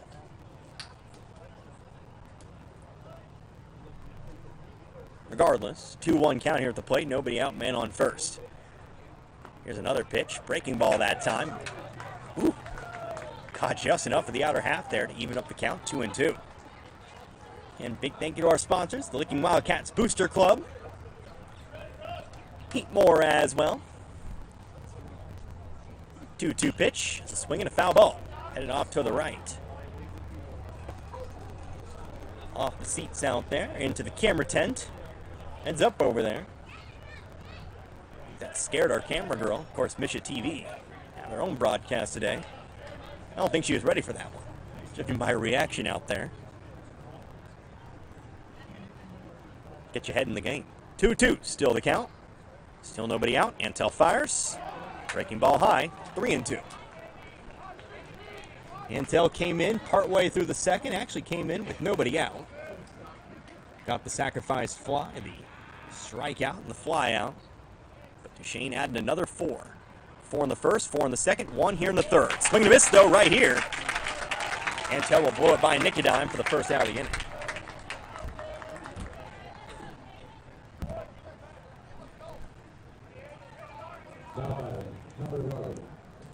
So with Nicodime put away, here comes cleanup hitter Caden Wolf for the first time hitting without the bases loaded. It's 0 for 0 today. Actually 0 for 1, apologies. But he does have an RBI. He's also been involved in another scoring play that actually opened up the scoring today. Pickoff throw. Another good throw, but Pearl again ready out there. Gets that hand back in time. Wolf hit a ground ball to first. It actually leaped off the glove of Antel. Over there at first at the time.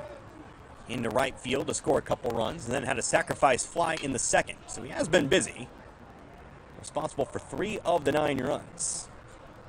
He also did score in the first.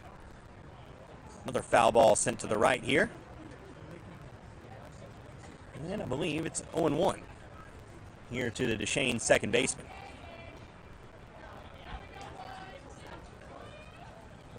Antel from the wind-up. Nope, apologies, from the stretch.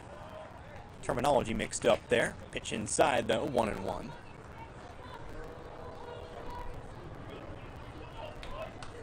Here with 1 out.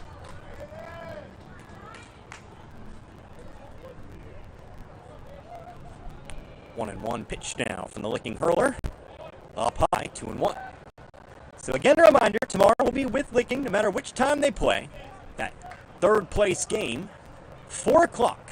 That would be against the West County Bulldogs. Off toward the eastern portion of the state. Out of Leadington. Another pitch is delivered low, ball 3. Licking makes the comeback, and they'll need a lot. But if they do, they'll play at 7 o'clock against the Mid-Buchanan Dragons. That's off toward the northwest part of the state. 3-1.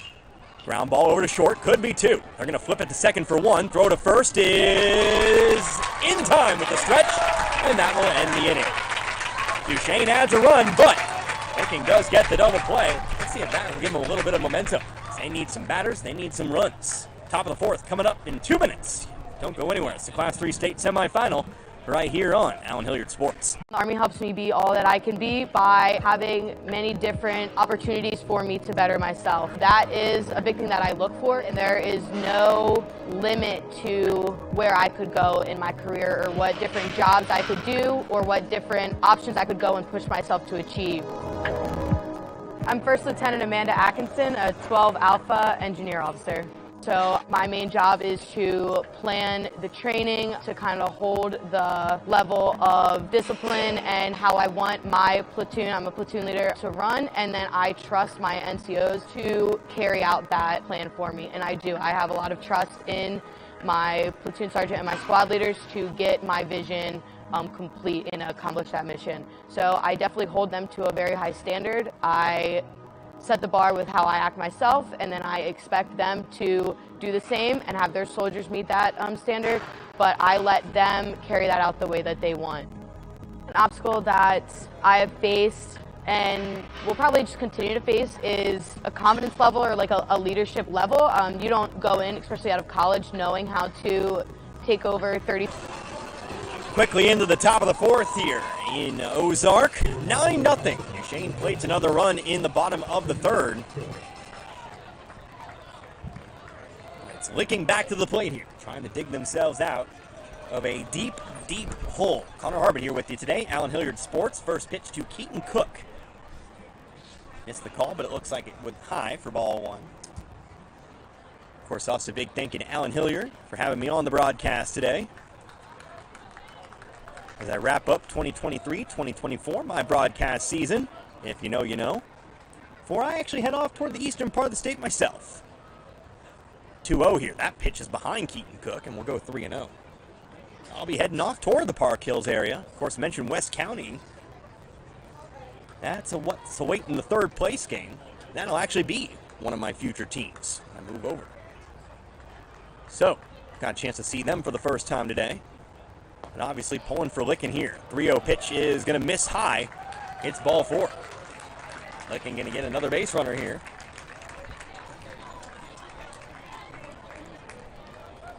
This Cook trots on down here. Bringing us Cannon Buckner. They're going to say Gavin, but according to my roster, it's Cannon.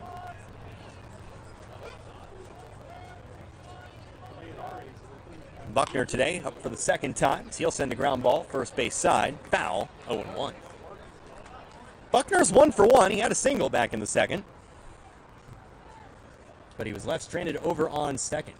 Licking's left 5 runners on base today. Obviously not going to make up the full total, but they've had opportunities but haven't taken advantage of them. Do have a runner on first with nobody out. 0-1 pitch, fastball high here again from Luke Moffitt. Gavin Moffitt. Man, people named Gavin have just not been my forte today. Came in the previous half inning, taking over for starter Timothy Greasy. Here's a foul ball off behind us, off toward the entrance. And it's 1-2. Seventh batter in the Licking lineup, Garrett Gorman on deck. After that, we'll send it on over to Austin Stevens, if the inning continues on. Gorman's your last guaranteed hitter here in this fourth. 1-2 pitch is outside, 2-2.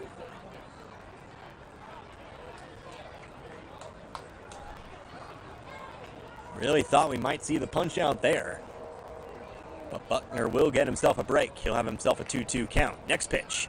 There's a swing, fly ball off toward right, foul territory, but could be playable. Nah. It's going to get down out there. Think a long, long run out there. But it's off into the Duchesne bullpen. We'll stay at 2-2.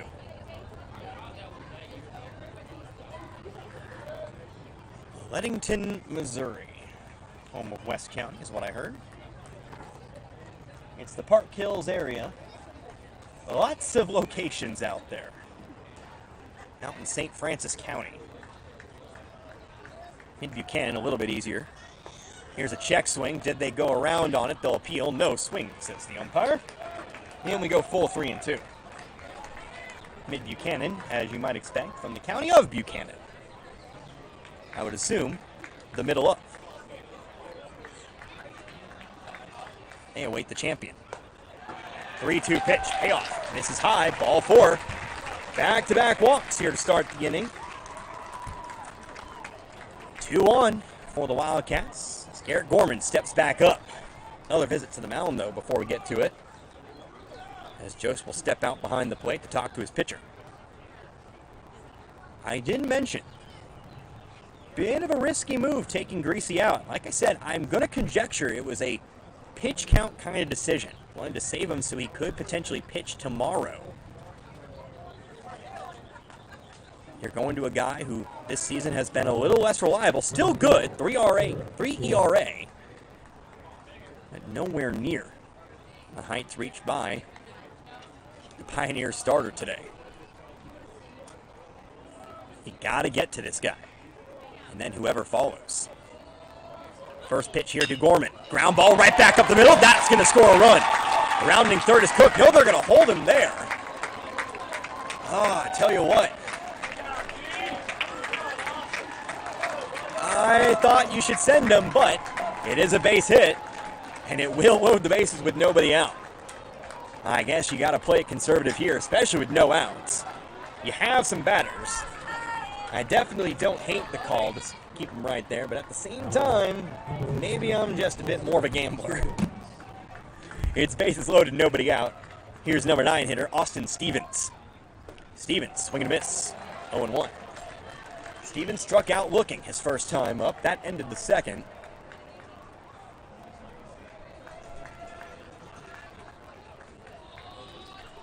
But a big chance here. Swing and a miss once again, 0-2. After this, top of the order, Carson Walker stands on deck. Keller Davis also could potentially see him, depending on how the rest of this inning turns out. Duchesne, infielders, on the edge of the grass. Here's a swing and a miss, strike 3. There's one down. Stevens will strike out for the second time today. That's a big strikeout for Moffitt on the mound. Opens up the double play ball to end the inning. But we'll see if Carson Walker can find some space. Walker 1 for 2 today. He's hit the ball both times. First time was a fly out to right. Second time round, it was a single. Got all the way to third, but was left stranded over there. That was back in the third inning.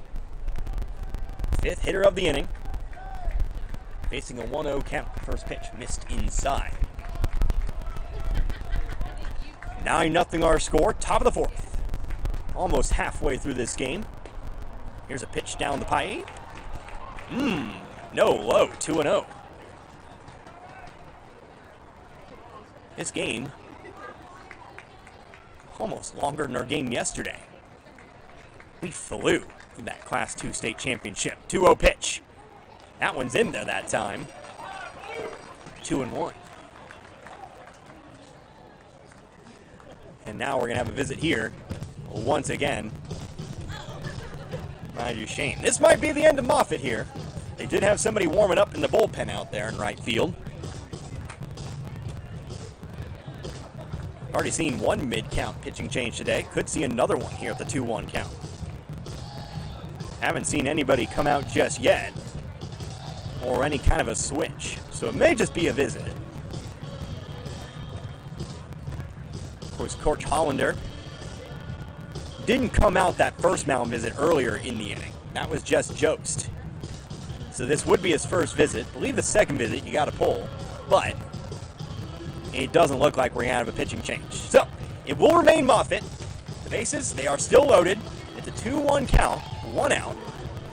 Top of the 4th, a game that's taken an hour and 23 minutes so far. Again, by comparison, yesterday's game was just an hour and 25 minutes. That was a 7-2 game. I think. Why am I forgetting the score? I don't know. I just teleported here. Here's a pitch inside, and it's 3-1.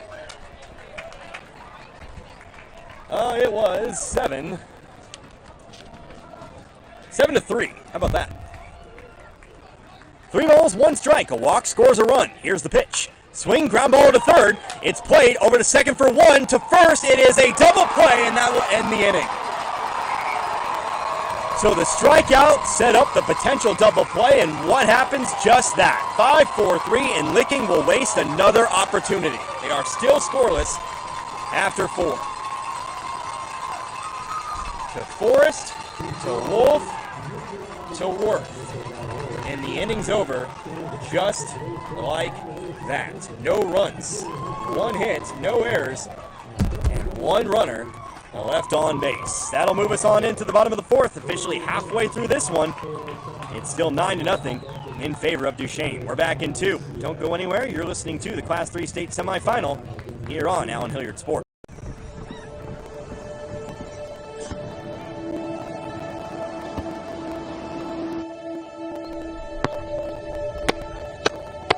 Good.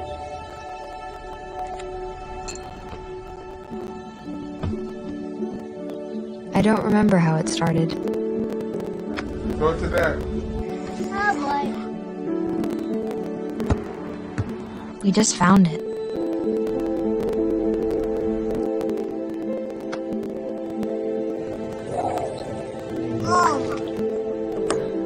Our back and forth.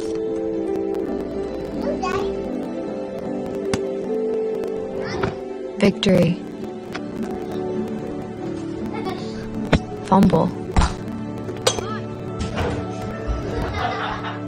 Repeat. It always came back.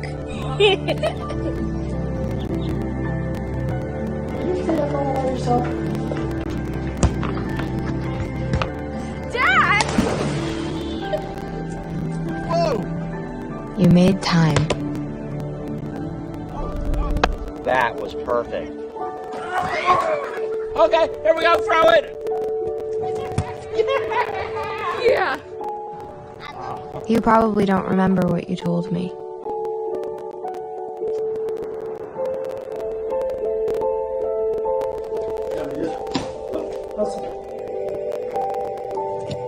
Nice. But I heard every word. Bottom of the fourth here in Ozark. I'll tell you what, a heartbreaker in the top half of the inning. For Licking, bases loaded, one out, double play. So Licking still scoreless. They trail Duchesne 9-0. There was a change in right field. Logan Gorman now out there, by the way. Meanwhile, at the plate here, Jamison Forrest. He'll foul one off. It's 1-1. So Duchesne back to the plate. Silas Antel still on the mound.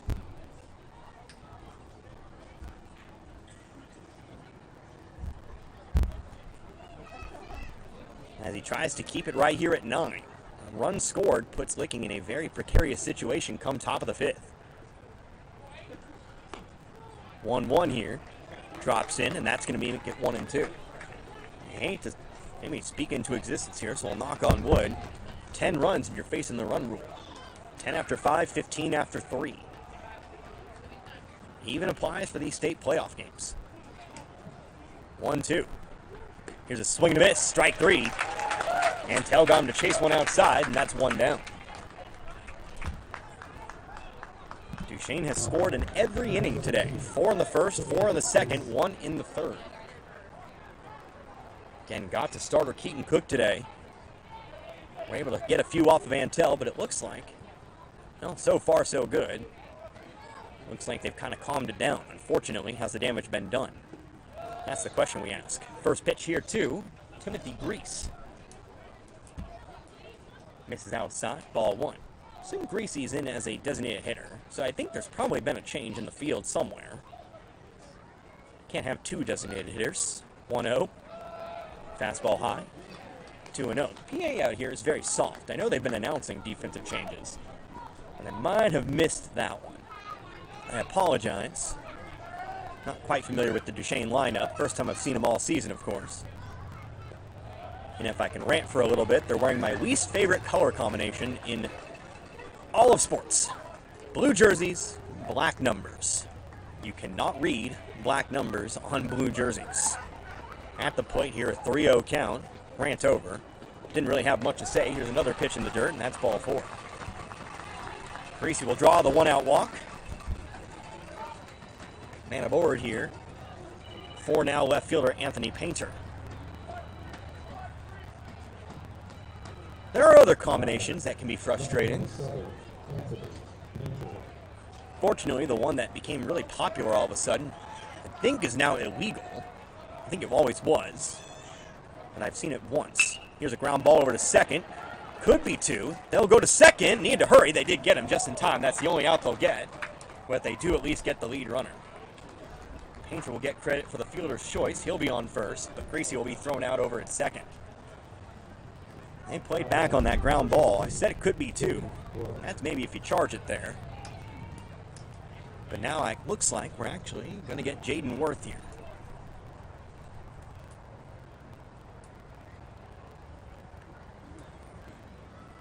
Coach Antel actually coming out of the dugout there for a brief moment. But Worth will be the hitter here. 2 down. Bottom of the 4th.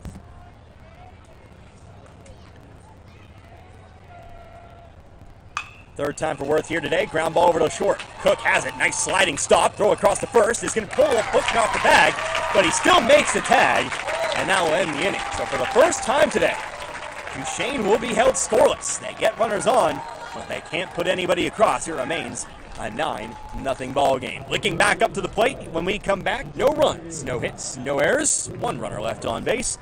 We're back in two. You're listening to the Class 3 state semifinal right here on Allen Hilliard Sports. Hello, everyone. My name is Stacy Ball, and I'm your Republican candidate for Pulaski County Sheriff. I'm down here at Devil's Elbow Bridge. What I want to talk to you about is the decision you got to make on August 6, 2024. That decision you have to make is who you want standing next to you as your next Pulaski County Sheriff. I'm asking for your vote. But first, I want you to do a comparison between all the candidates running. I want you to put my resume up against everybody else's. I want to earn your vote. I've done a lot in my military career. I've done a lot for the Pulaski County Sheriff's Department. My work speaks for itself. I feel I'm your best candidate. I want you to do a comparison between all the candidates. Look at everybody. Look at their training record, their work record, their leadership record. Put those resumes up against each other and see who comes out on top and choose your best candidate. And I hope that it's me. I want to earn your vote as next Pulaski County Sheriff. Thank you very much. This ad is paid for by elect Stacy Ball for Pulaski County Sheriff. My treasurer is Jamie Stearns. Thank you. Allen Hilliard Sports would like to thank Security Bank of Pulaski County. Give them a call at 415-2285 for all your banking needs. Pulaski County has been around for more than 50 years and supports the community through various sports and activities, including the Waynesville Tigers and Frisco League Sports. Member FDIC. Be sure to follow Allen Hilliard Sports. 3 innings left to play here in this one. We're in the top of the 5th. 9-0 our score. Duchesne leads Licking back up to the plate. A long climb ahead of him, but still 9 outs to work with. 2, 3, and 4 to the plate here in this half inning. Davis, Antel, Buckner. Those are your 3 guaranteed as the 0-1 pitch here to Davis. Misses the zone, 1-1. Davis 0 for 2. He's got the ball to the outfield, but hasn't found any space today. He's flown out to left, he's flown out to right. 1-1 pitch to him now. This is outside. And it's 2-1. This is the first time he's faced Gavin Moffitt, current pitcher right now for the Pioneers. Again, came in partway through the 3rd. 2-1. This is inside, and it's ball 3. Of course, top of the 4th looked like it was going to shape up to be Licking's best opportunity. But then a double play.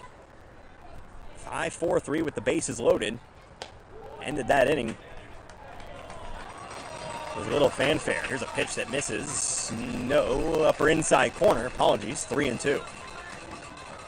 Knew it, saw the strike call, still set anyway. Here's the payoff pitch now. Swing, ground ball over to short. Going to his left, that's going to get by Nicodime into center field. They're going to rule it a hit. Davis has his first hit of the day. 5th hit of the game for the Wildcats. And there's a runner on first now. Here for Silas Antel. Licking, no 1-2-3 innings today. They've gotten a man on base in every inning. But the stat you're not going to want to hear, they've left 7 on base.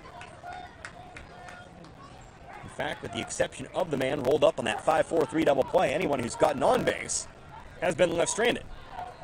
Nobody's really been wiped off the base paths. They just kind of stay there. First pitch to Antel, misses high, and it's 1-0. Antel today is 0 for 1. He's reached base twice. He reached on a drop third strike in the first. Walked in the third. Both times failed to get past first base. 1-0 pitch from Moffitt now. Fastball outside, 2-0.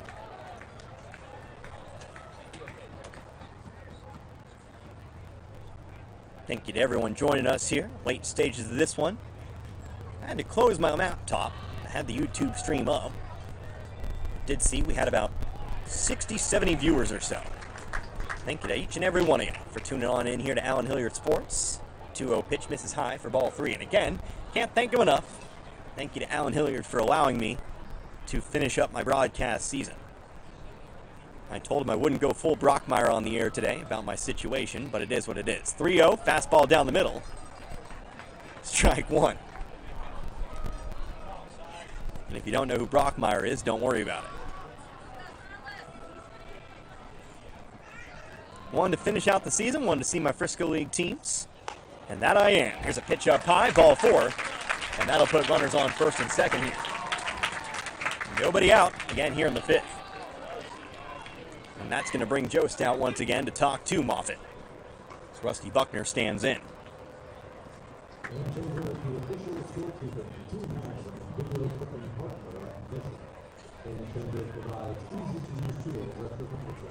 It's going to be a quick meeting. Jost will head on back. But Buckner will step up here. Like Davis, he's gotten the ball to the outfield today.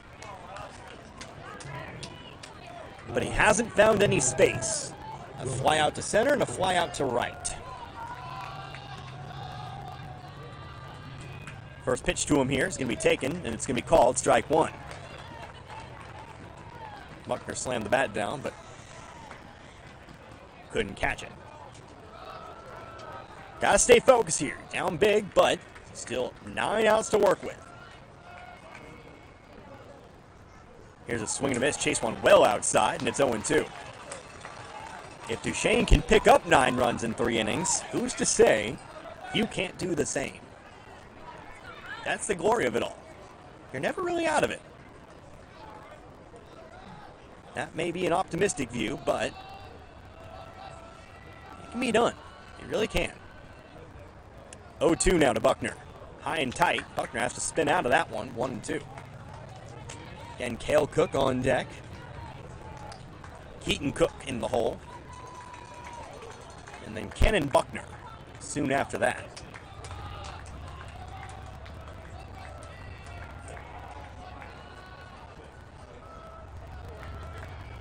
One, 2 now. Swing, foul ball. He'll stay alive. Off the tent and into the restrooms. We'll stay 1-2.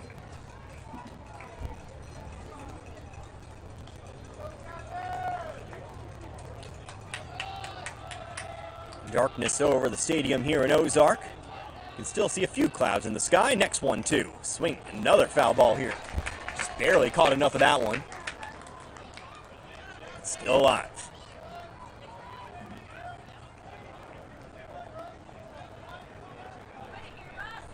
Go ahead and repeat it for you again. Winner tomorrow plays in the championship, 7 p.m. against the Mid-Buchanan Dragons. Loser plays at 4 o'clock against the West County Bulldogs.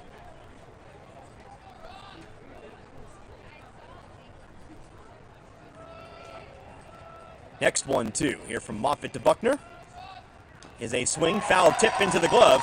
That's strike 3. So Moffitt picks up his second strikeout, third strikeout of the game. Getting past a dangerous bat in Buckner. Bringing us to Cale Cook. Cook stepping up for the 3rd time today.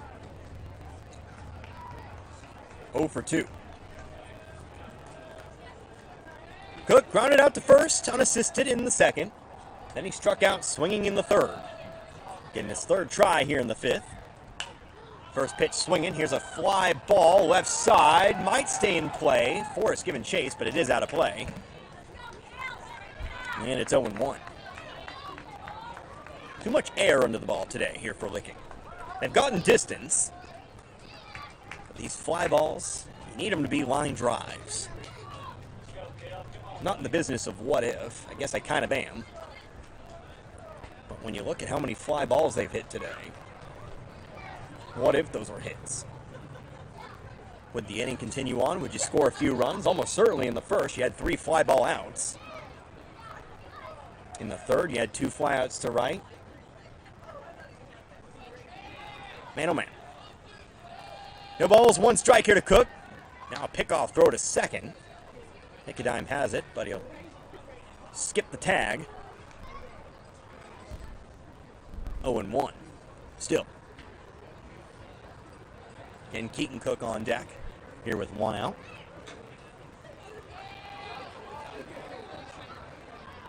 .840. An hour and 40 minutes we've been playing baseball today. 0-1. Outside that time, 1-1. Only the 1 error in this game. Unfortunately for Licking, it was a 2-run error. Duchesne yet to commit an error themselves here. Licking 5 hits, 1 error, of course. Duchesne 8 hits, no errors. Here's a swing, line drive, back up the middle. They're going to send the runner, and that'll put Licking on the board. It's an RBI single for Cale Cook. The lead's cut to 8 at 9-1. Licking finally able to break through today. Off the bat of Cale Cook. Antel will move to second. Cook, of course, over on first. And stepping up with the same situation here, it's Keaton Cook.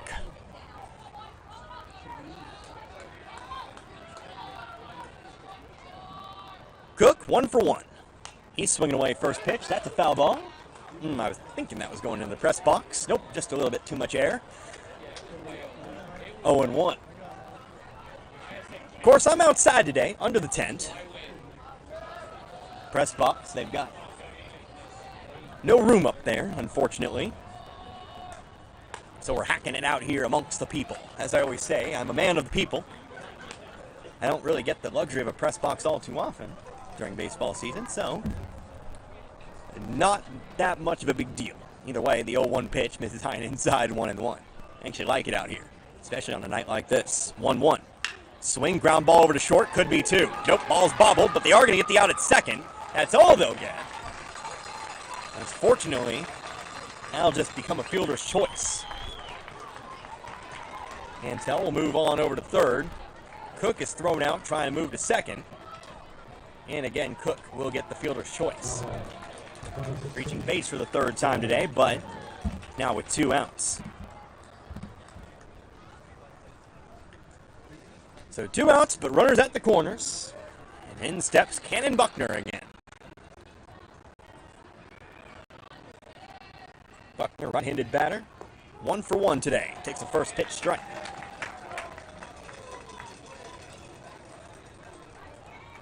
Head coach for West County hanging around here today, scouting out the competition. See him over there. Pitch, Bender. Came back into the zone here, 0-2.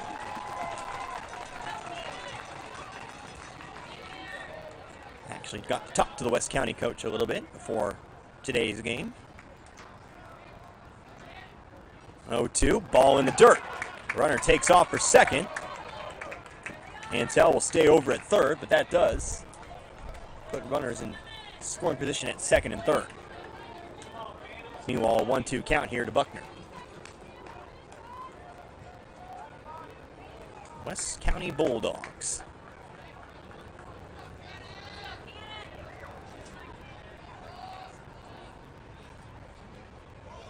Again out of St. Francis County. Third place game tomorrow. 1-2. Swing, foul ball to the net. And he'll stay alive here.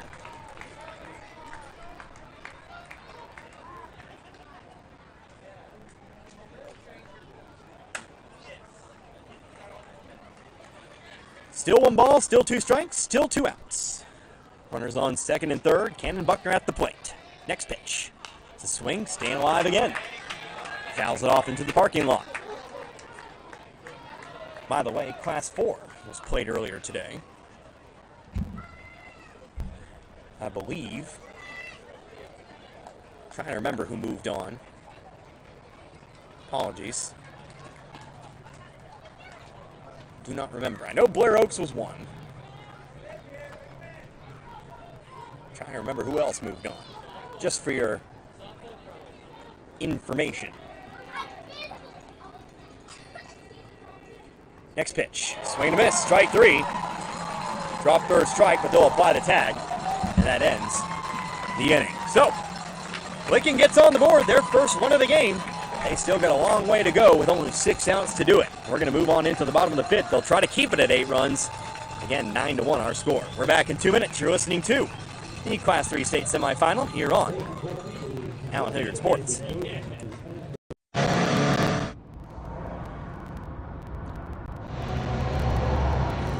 Blasted bikes. Oh, where's he gone?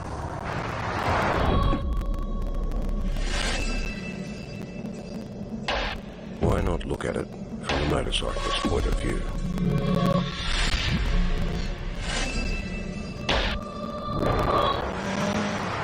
Busy road. Truck behind. Road surface changing. Car turning ahead. Is he going to pull out?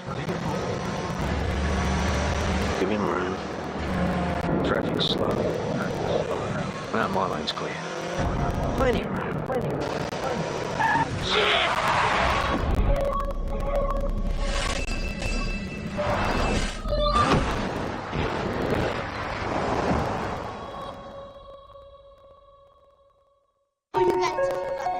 The innocence of youth.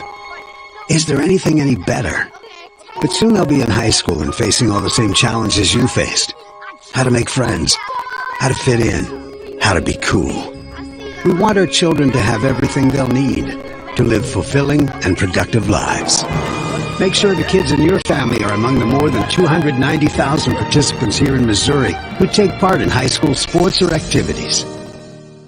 You might see just another officer, but what you don't see is the years of constant training, the checks and balances, transparency in policies and procedures. And we're in the bottom of the fifth here in Ozark, the Ozark Mountain Sports Complex. And as I already mentioned, Ozark, syntax and all that. Here's a swing, ground ball, but foul, first base side. Here for Nicholas Brockmeyer. Again, Duchesne leading Licking today, 9-1. 4 in the first, 4 in the second, 1 in the third for Duchesne. They were finally held scoreless for the first time in the fourth inning. Licking did pick up their first run in the top half of this inning. So it is an 8-run game once more. But Licking, in essence, 6 offensive outs to work with right now. And still need to try to keep this lead under 10. Unless they find themselves in a do-or-die situation a little early. 1-1 count here to Brockmeyer. Now the next offering from Silas Antel. It's a fastball high, 2-1. Brockmeyer's 0 for 1. He walked and scored in the second. Actually got his second at-bat in that second. We haven't seen him for a while. There's a fly out to right. So we've only seen him in 1 inning. But he does face a 3-1 count now.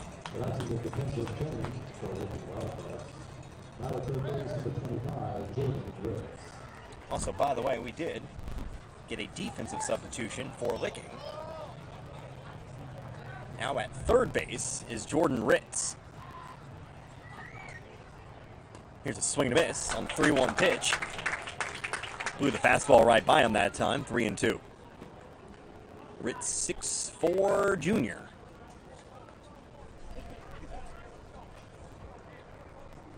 Mostly uses the pitcher this season. Payoff pitch, Justo swung on, missed. Oh boy, right on by Brockmeyer. Back-to-back fastballs. Antel's third strikeout. Nope, sorry, fourth strikeout. And there is one down here in the bottom of the fifth.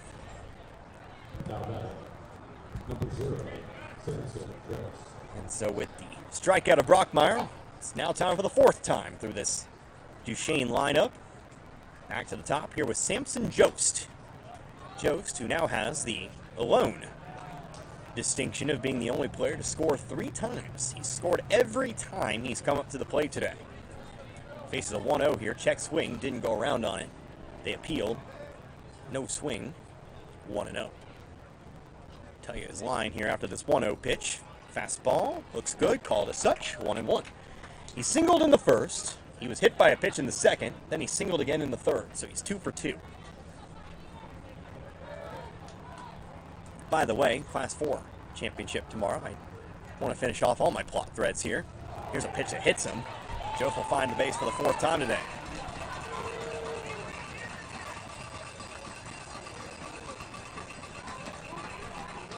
So Joe still on base here with 1 out. And that brings us again to Jack Burrell. By the way, the Class 4 state championship is Benton and Blair Oaks. I almost forgot to do it again. But the third place game, in case you were wondering, and I will admit, I don't know what it stands for, MICDS. I know it's a St. Louis school. They're playing Lutheran St. Charles in the third place game. They're the Rams. I don't remember what it quite stands for. In fact, curious to see if these two teams have actually played. don't see him there. They've certainly shared a few opponents this year. 2-0 count, meanwhile, here to Burrell. Nobody warming up in the Licking bullpen. Antel has done a good job, so to speak, of really kind of stemming the tide. Here's a pickoff throw, almost caught. Jost leaning over there. But Jost able to turn on a dime and get back to first. In fact, actually took a mini hop towards second before leaping back to first. Here's a swing, foul tip, 2-1.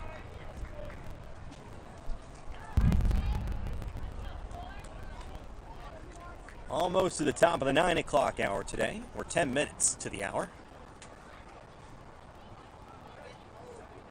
Again, of everybody here, I might have the shortest drive back home, assuming they're going home. You know, plenty of people staying in hotels.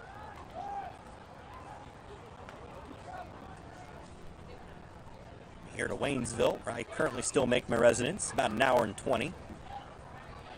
To Licking, I'm fairly certain you add another 40 or 50 minutes or so, unless there's another road I don't know about. Of course, the only road I would know is to go back to Waynesville first, then go to Licking. But I'd have to look that up. 3-1 count, by the way, to Burrell here at the moment. Hitters count. Jost takes off. It's a wild pitch.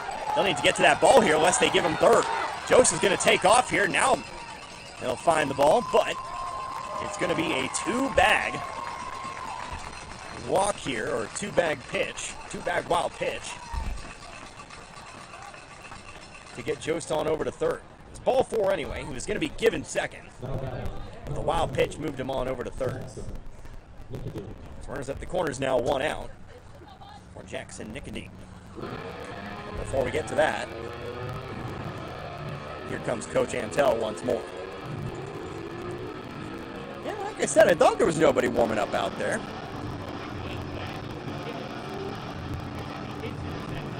But again, for Licking right now, it is most important to keep these runs from coming across.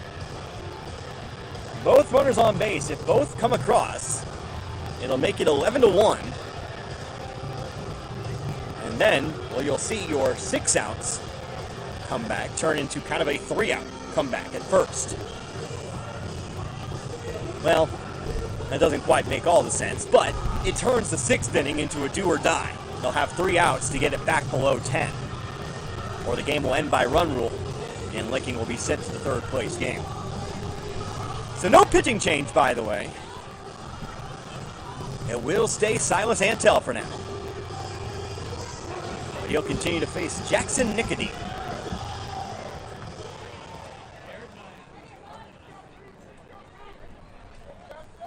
Nicodeme today is 2 for 3. Antel was able to strike him out last time these two faced. Here's a first pitch swing, a long fly ball to center. That's going to be deep enough to score the run. Catch is made for out number 2, but it's a sacrifice fly. And a 10-1 ball game. So Jost will score from third. Again, that wild pitch put him there. He's able to score. Now a 9-run game once again. So runner on first, 2 outs now. To the plate, it's Caden Wolf. Wolf, who's had a rather fun day today. He's going to swing. He's going to foul one off to the right for strike 1. Wolf reached on an error in the first. That again scored 2 runs to put Duchesne on the board. Then he had a sacrifice fly in the second. Then he grounded into a double play in the third. It's never quite straightforward when you get Caden Wolf at the plate. 0-1 pitch here is a fastball, high and tight, 1-1. Wonder what we'll see this time. Can't see a double play with 2 outs. Most likely won't see a sacrifice fly unless some things happen. Could see an error. Hopefully not. 1-1. Here's a swing to pop up. Foul territory. And it's going to get over off the concourse. And almost into the press box. 1-2. 5 minutes now to the top of the hour. Again, we've been at it for an hour 55. Big thank you to our sponsors. joined us for today's broadcast, that being the Licking Athletic Booster Club and Heatmore Midwest. 1 ball, 2 strikes. Next pitch. Fastball outside, 2-2. Get the score updated for you. Like I said earlier today, apologies for the delays on the scoreboard. Normally, I have Allen Hilliard here to help me out with it. But he's a very busy man, expanding that business of his. 2-2 pitch misses high again, 3-2. He was up in Columbia today. But I believe he'll be back tomorrow. If not, I'll still have the game for you anyway. I've got his equipment. I control the power. Payoff pitch on the way. Here's a swing. Pop fly, drifting towards foul territory. Over into foul territory is Buckner, makes the catch, and ends the inning. So, we now know Licking will get all of their outs here to try to turn this one around. It stays a 9-run game. 1 run coming across here. 1 run on. No hits. No errors. 1 runner left on base. 10-1 as we move on into the 6th. Licking back up to the plate. We're back in 2. You're listening to the Class 3 state semifinal here on Allen Hilliard Sports.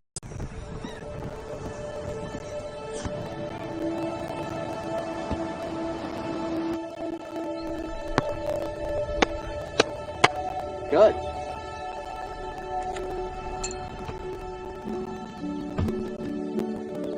I don't remember how it started. Go to that. Oh boy. We just found it.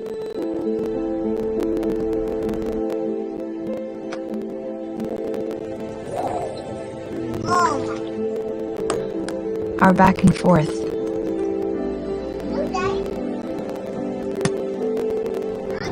Victory. Fumble.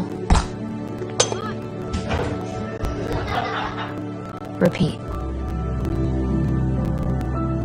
It always came back.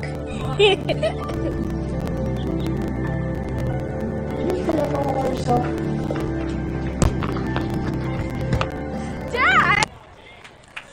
Licking has 6 outs to work with as we come into the top of the 6th here. They trail Duchesne 10-1. Connor Harbert here with you today, Allen Hilliard Sports. Glad you could join us wherever you may be. Here's a ground ball to third. That's going to get by the glove of Forrest into left field. It's a base hit here for Garrett Gorman. Quickly getting things started here in the 6th. So, with Gorman aboard, we'll actually move on over to another Gorman here. How about Logan Gorman? He'll be hitting for Stevens. Of course, came in a little bit earlier. But now getting his first chance at the plate here. Gavin Moffitt still on the mound here for the Pioneers.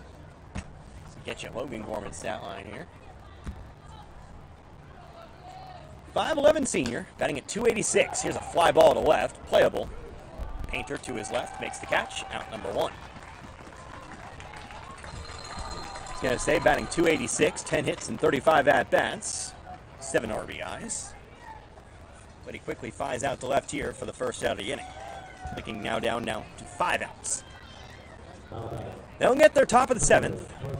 Game can't end, of course, in the bottom half of an inning. Actually, yes it can.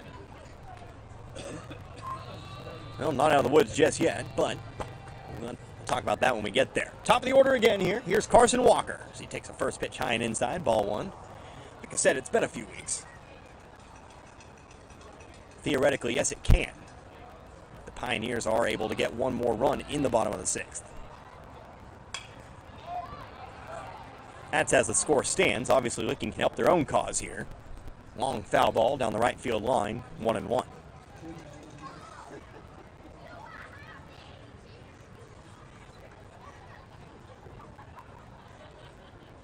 Run rule. It's very pesky. You don't think about it until it actually happens. 1-1. Fastball down the middle here, again taken by Walker, 1-2.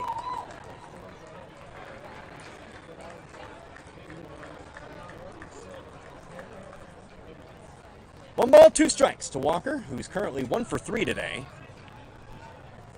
Pitch on its way, swing, fly ball sent out toward right. It's shallow, it could be trouble, it gets down. Meanwhile, though, it's going to be a play over at second. They're going to get the out there. He had to hold up over there. That would be Garrett Gorman to see if that catch was made. It was a mad dash to second, but unfortunately, they are able to make the throw. It's another one of those situations that you just hate. In essence, you're punished for a good hit. But Gorman is thrown out for out number 2. Walker will still get credit, however, for the hit. It's not a fielder's choice. Here's a swing. Line drive right back up the middle. Keller Davis wasting no time. As he will move. Walker on over to second. First and second. And 2 outs. For the Wildcats, that is their 8th hit of the game. In fact, have just as many hits today as the Pioneers of Duchesne. But as always, you got to look at the walks, the hit by pitches, of course, the 2-run error back in the first. Free passes, mental mistakes. They cost you. Can often mean a lot, as you can see here with the 9-run differential. But at the plate here, Silas Santel. 4th trip. 0 for 1. Ground ball right side. That's going to get through into right field. They're going to hold the runner at third here. It'll be bases loaded, 2 outs. So despite the setback, Wildcats now have 3 consecutive singles. And the cleanup hitter to the plate here, Rusty Buckner. Buckner, will not lie, has had a frustrating day today. He's 0 for 3, 2 flyouts, a strikeout. Like I said, it's put bat to ball. We know what he's capable of. He's swinging away. Hard hit ground ball to Forrest, who has it. He's going to run to third, and that'll be the end of the inning. So, despite loading the bases, everyone is left loaded once again.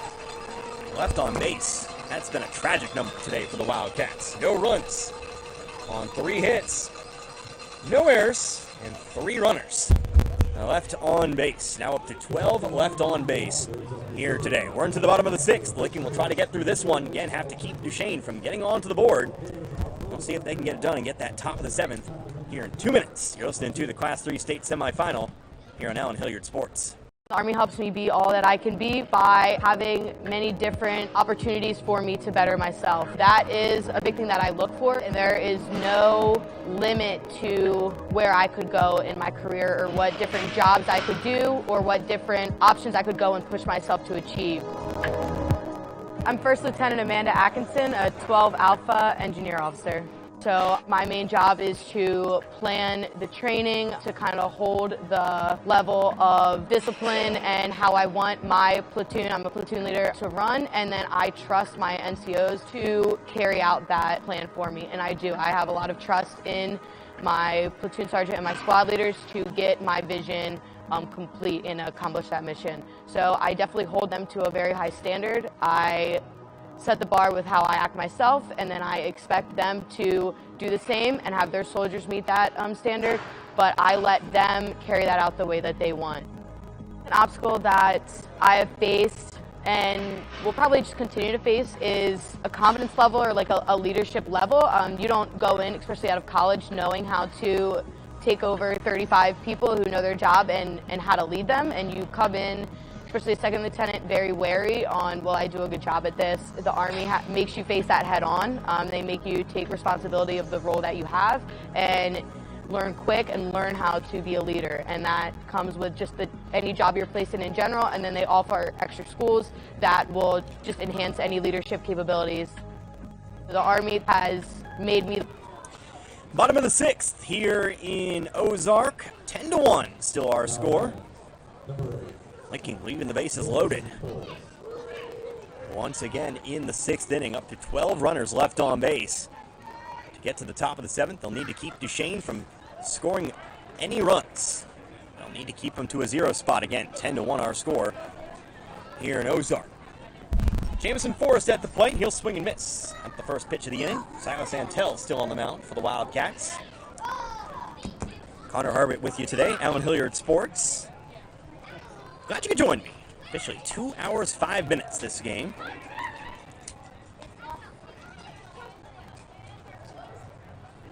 But enjoying every minute of it. Kind of taking it all in.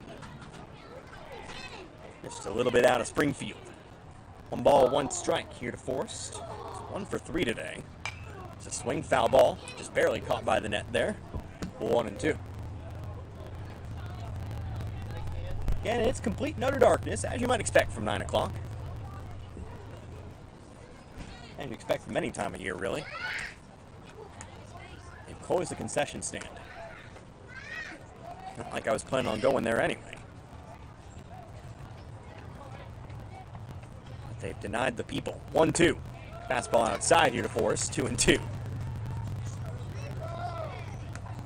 We'll find a nice nighttime place to eat here in Springfield, or at least on the way back.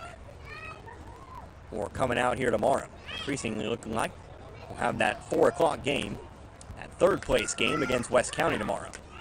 2-2. Ground ball left side. Davis going to play it on a hop. Throw to first in time. Out number 1. So far, so good. And the run rule. If Duchesne can plate 1 run here, Licking wants that last chance for what would need to be a massive comeback tonight.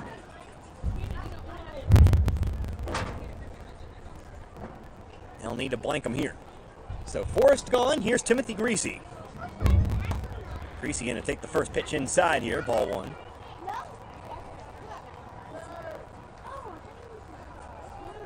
Greasy, 4 trips to the plate. He's reached base every time. But he's never reached base the same way. 3rd strike in the first. Now hold that thought. Fly ball to right. And they're going to let that one drop out there. By all means, should have really made that play out there. They're going to give it a hit. Ball was not off the glove.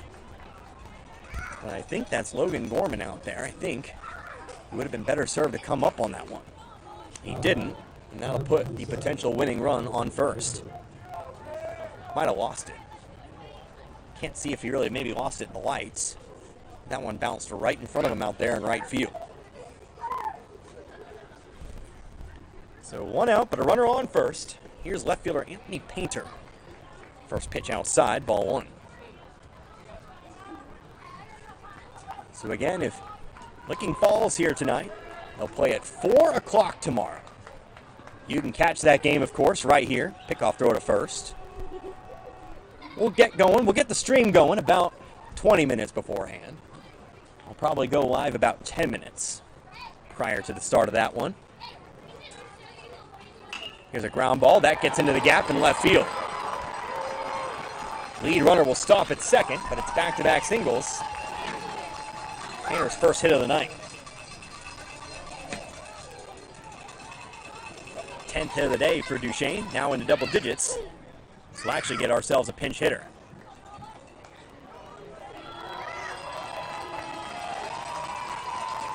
So a pinch hitter set to bat in place of Jaden Worth. And it looks like it's going to be senior Nolan Taylor.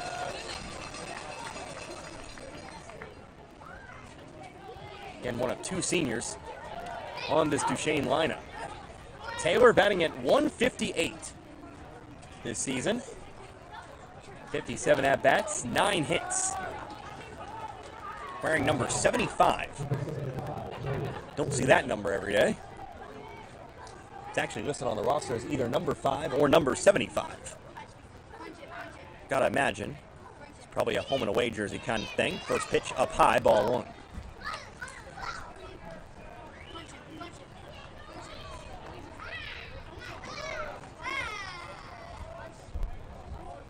Taylor getting his first crack here. Silas Antel, of course, still on the mound. 1-0 pitch is going to be swung on, fouled off.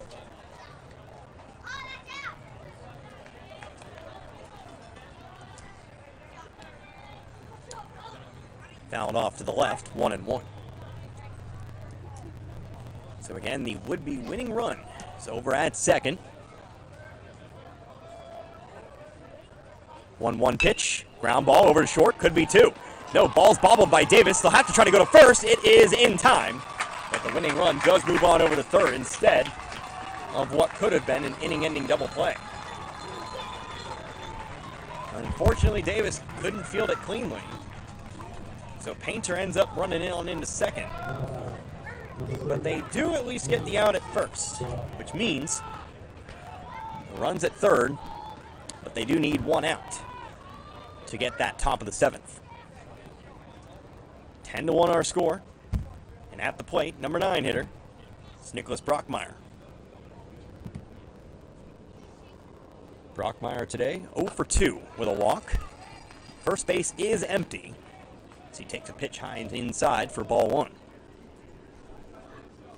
Make sure you stick around. We'll run a short post game today after the conclusion of this one. And we'll shut down for the night. 1-0. Outside, almost a wild pitch. Nice stop behind the plate. 2-0.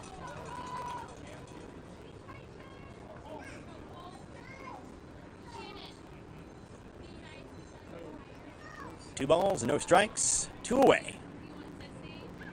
Duchesne, 10 hits, 10 runs, 1 error. I don't know where the error came in. Don't have it in my book. Either way, the 2-0 is going to be taken for strike 1. I'm trying to think. Oh, I think I know where. I think I ruled it as a hit, but mine isn't official, so we'll just let it stand. 2 balls, 1 count. Strike to Brockmeyer here. Next pitch, swing and a miss. 2-2. 2's on the board. Tell trying to pick up his 5th strikeout here in this one.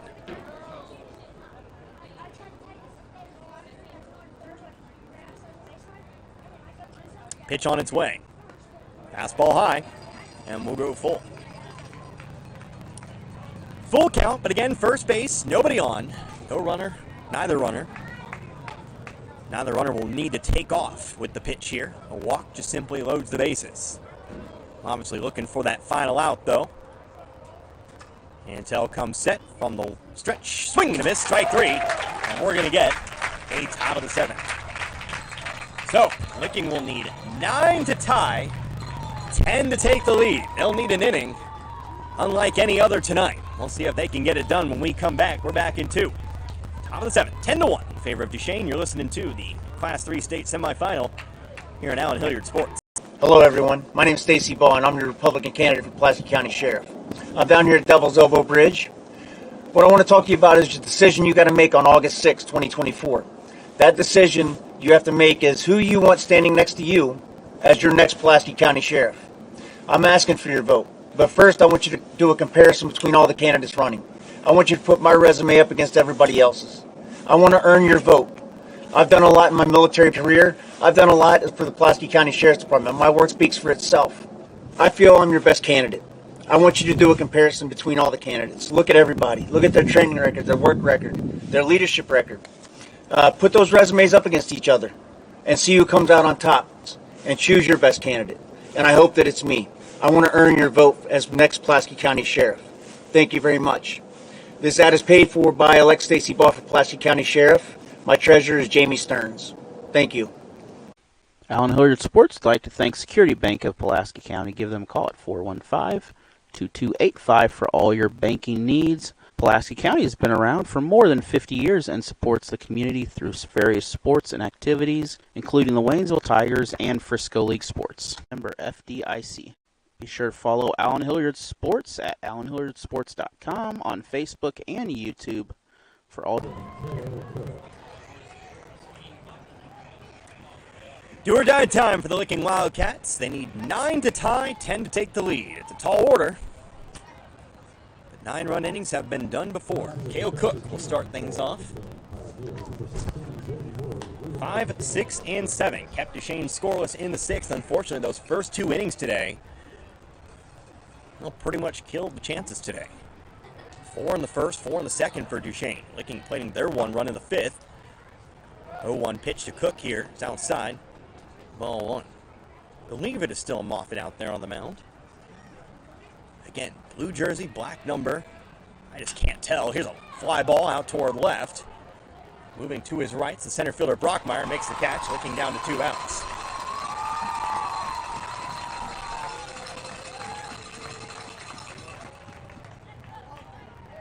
Cook retired on the fly out. Coming up next, Keaton Cook.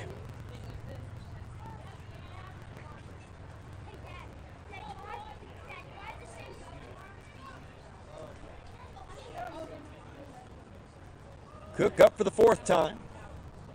1 for 2. Swing and a miss on the first pitch. 0-1.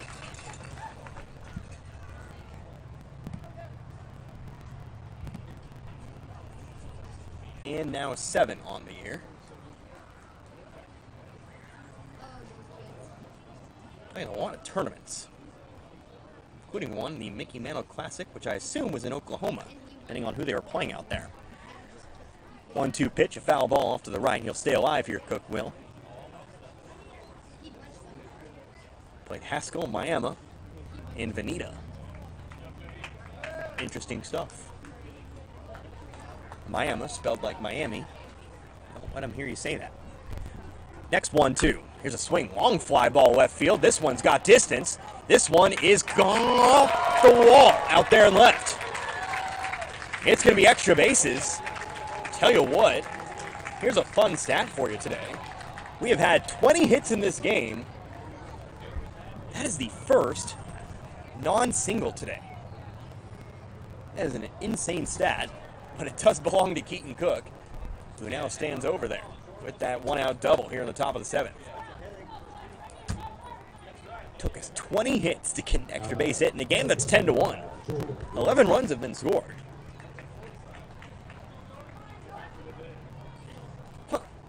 Cool. But that one he definitely got a lot of.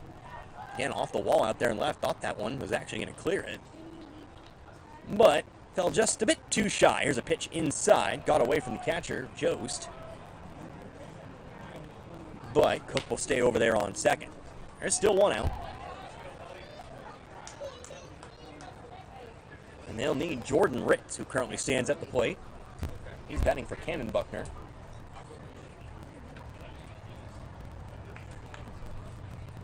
To keep the line moving, as one John Rooney would say.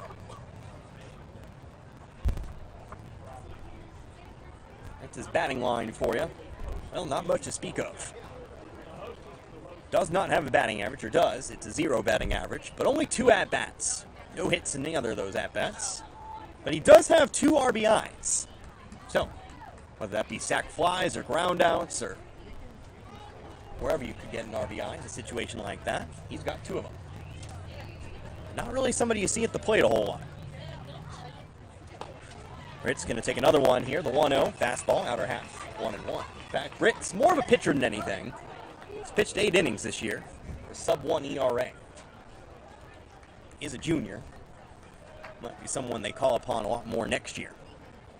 1-1. Runner takes off for third. Pitch is outside. Throw is going to sail down the left field line. And that's going to score the run. It's an error here for Duchesne. That's going to be an error on Jost. Leads cut to 8 at 10-2. Well, that's 1 run. Still need a lot more.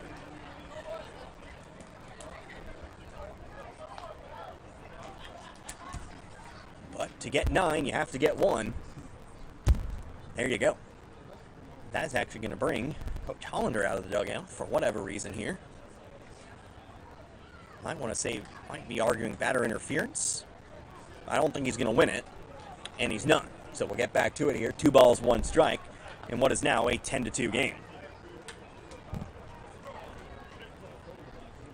2 balls, 1 strike. Next pitch to Ritz here. One might not have missed by much. I'm going to say it missed outside. 3-1. Hitters count. Next pitch to Ritz. Swing, foul ball. And we'll go full 3-2. And if you take out those first 2 innings, 2-2 will be our score. But again, that bottom of the first, that bottom of the second, destroyed Licking today. 3-2 pitch. The payoff. Another foul ball. We'll do it again. Is that the one? Ah, there we go. Finally got one into the press box, and I think that hit his laptop too. Now I'll teach you to take up all the space in there. I kid, but still 3-2. Next payoff pitch is outside, ball 4. Here's to come in and draw the walk. So the line keeps moving. Tying run still well in the dugout. But another runner on here for Garrett Gorman. Gorman, a multi-hit day today. He's got 2 of them. 2 for 3. First pitch to him here. Fastball down the pipe for strike 1.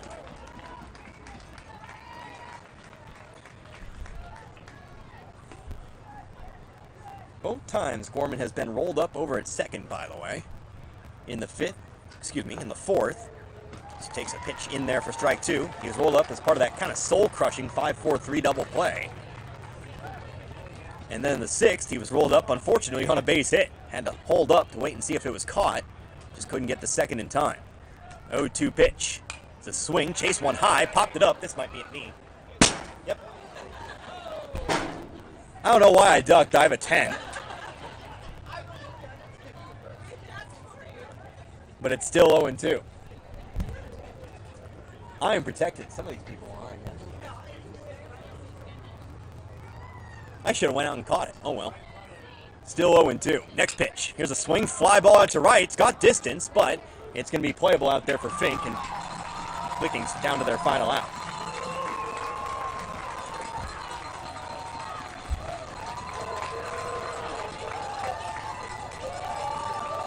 One out to get 8 runs. Never say it's over till it's over, but the odds are low. First one up to try to do so, it's Logan Gorman. First pitch to Gorman on the way. Fastball taken for strike 1. Down to 2 strikes.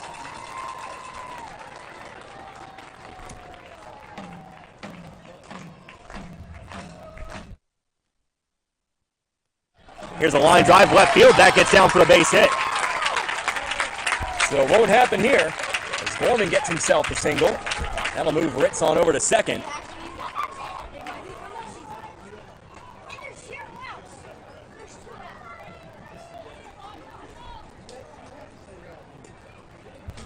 But we're back to the top of the order. Carson Walker.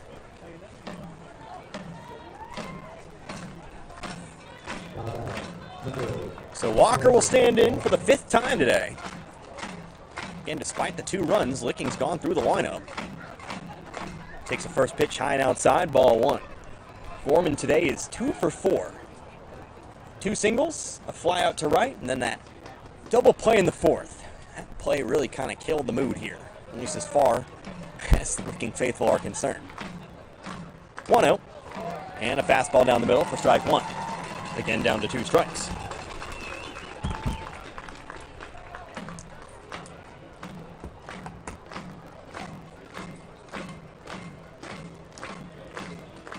Even count. Next pitch is inside, 2-1. Keller Davis again on deck here.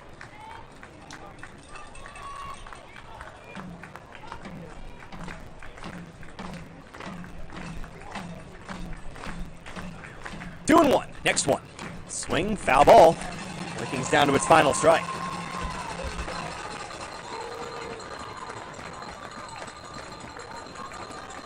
Two balls, 2 strikes. Moffitt trying to close this out for the Pioneers and send them on into the state championship tomorrow. Here it is, the pitch. Swing, line drive up the left field line. That's going to score a run. Rounding third comes Ritz. We'll see if they try to stretch 2. No, they won't. They'll hold the runners at second and third. It's the second double this inning here for Licking. But that cuts the lead here to 7. I'll be honest, it's a little hard to get excited when you cut the lead to 7 in your do-or-die inning. But hey, feels good to see Licking finally get some runs here after all the close calls they've had in this game.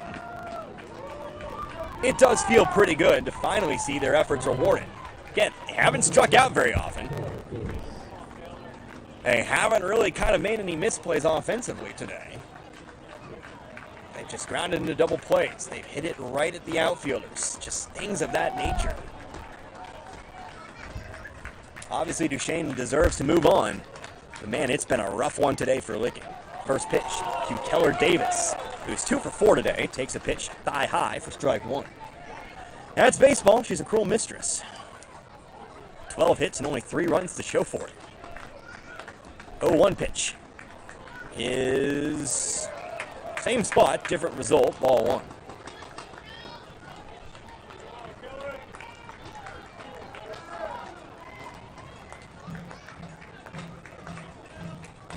Next pitch on the way, the 1-1. In there for strike 2. And again, Licking finds itself down to its last strike. Had several would-be last strikes today. How about we make it not this one? Keller Davis, 1-2 from Moffitt. The swing, foul ball, stays alive. He'll fight off and see another pitch.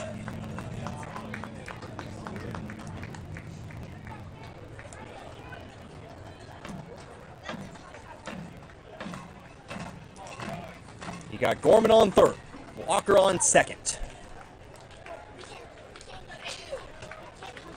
Next pitch to Davis.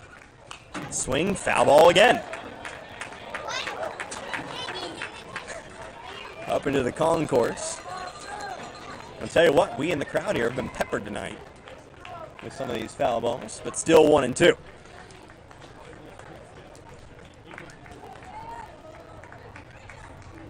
Is this the one? Next one. Swing and a miss, strike 3. And this one has come to a close.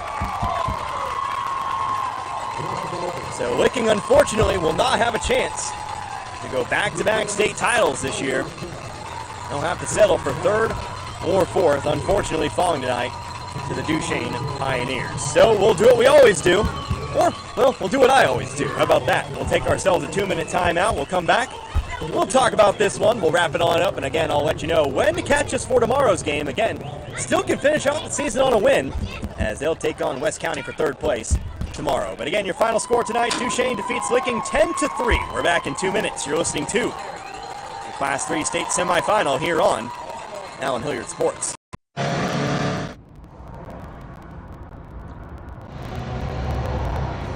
Blasted bikes. Oh, where's he gone?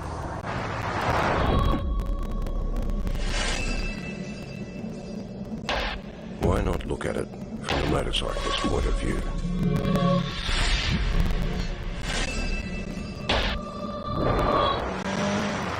Busy road. Truck behind. Road surface changing. The car turning ahead. Is he going to pull out? Give him room. Traffic's slow. Well, my lane's clear. Plenty of room.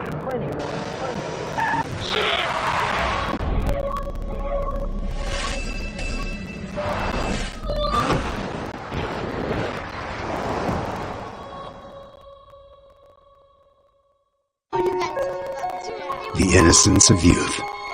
Is there anything any better? But soon they'll be in high school and facing all the same challenges you faced. How to make friends, how to fit in, how to be cool. We want our children to have everything they'll need to live fulfilling and productive lives. Make sure the kids in your family are among the more than 290,000 participants here in Missouri who take part in high school sports or activities. You might see just another officer, but what you don't see is the years of constant training, the checks and balances, transparency in policies and procedures, not to look good or sound good, but because it is what we believe in. This is not just a job for us. It's a calling to serve, not just coworkers, but the family we support, not just a career, but a drive to be there for you when you need us most. This is your Missouri State Highway Patrol.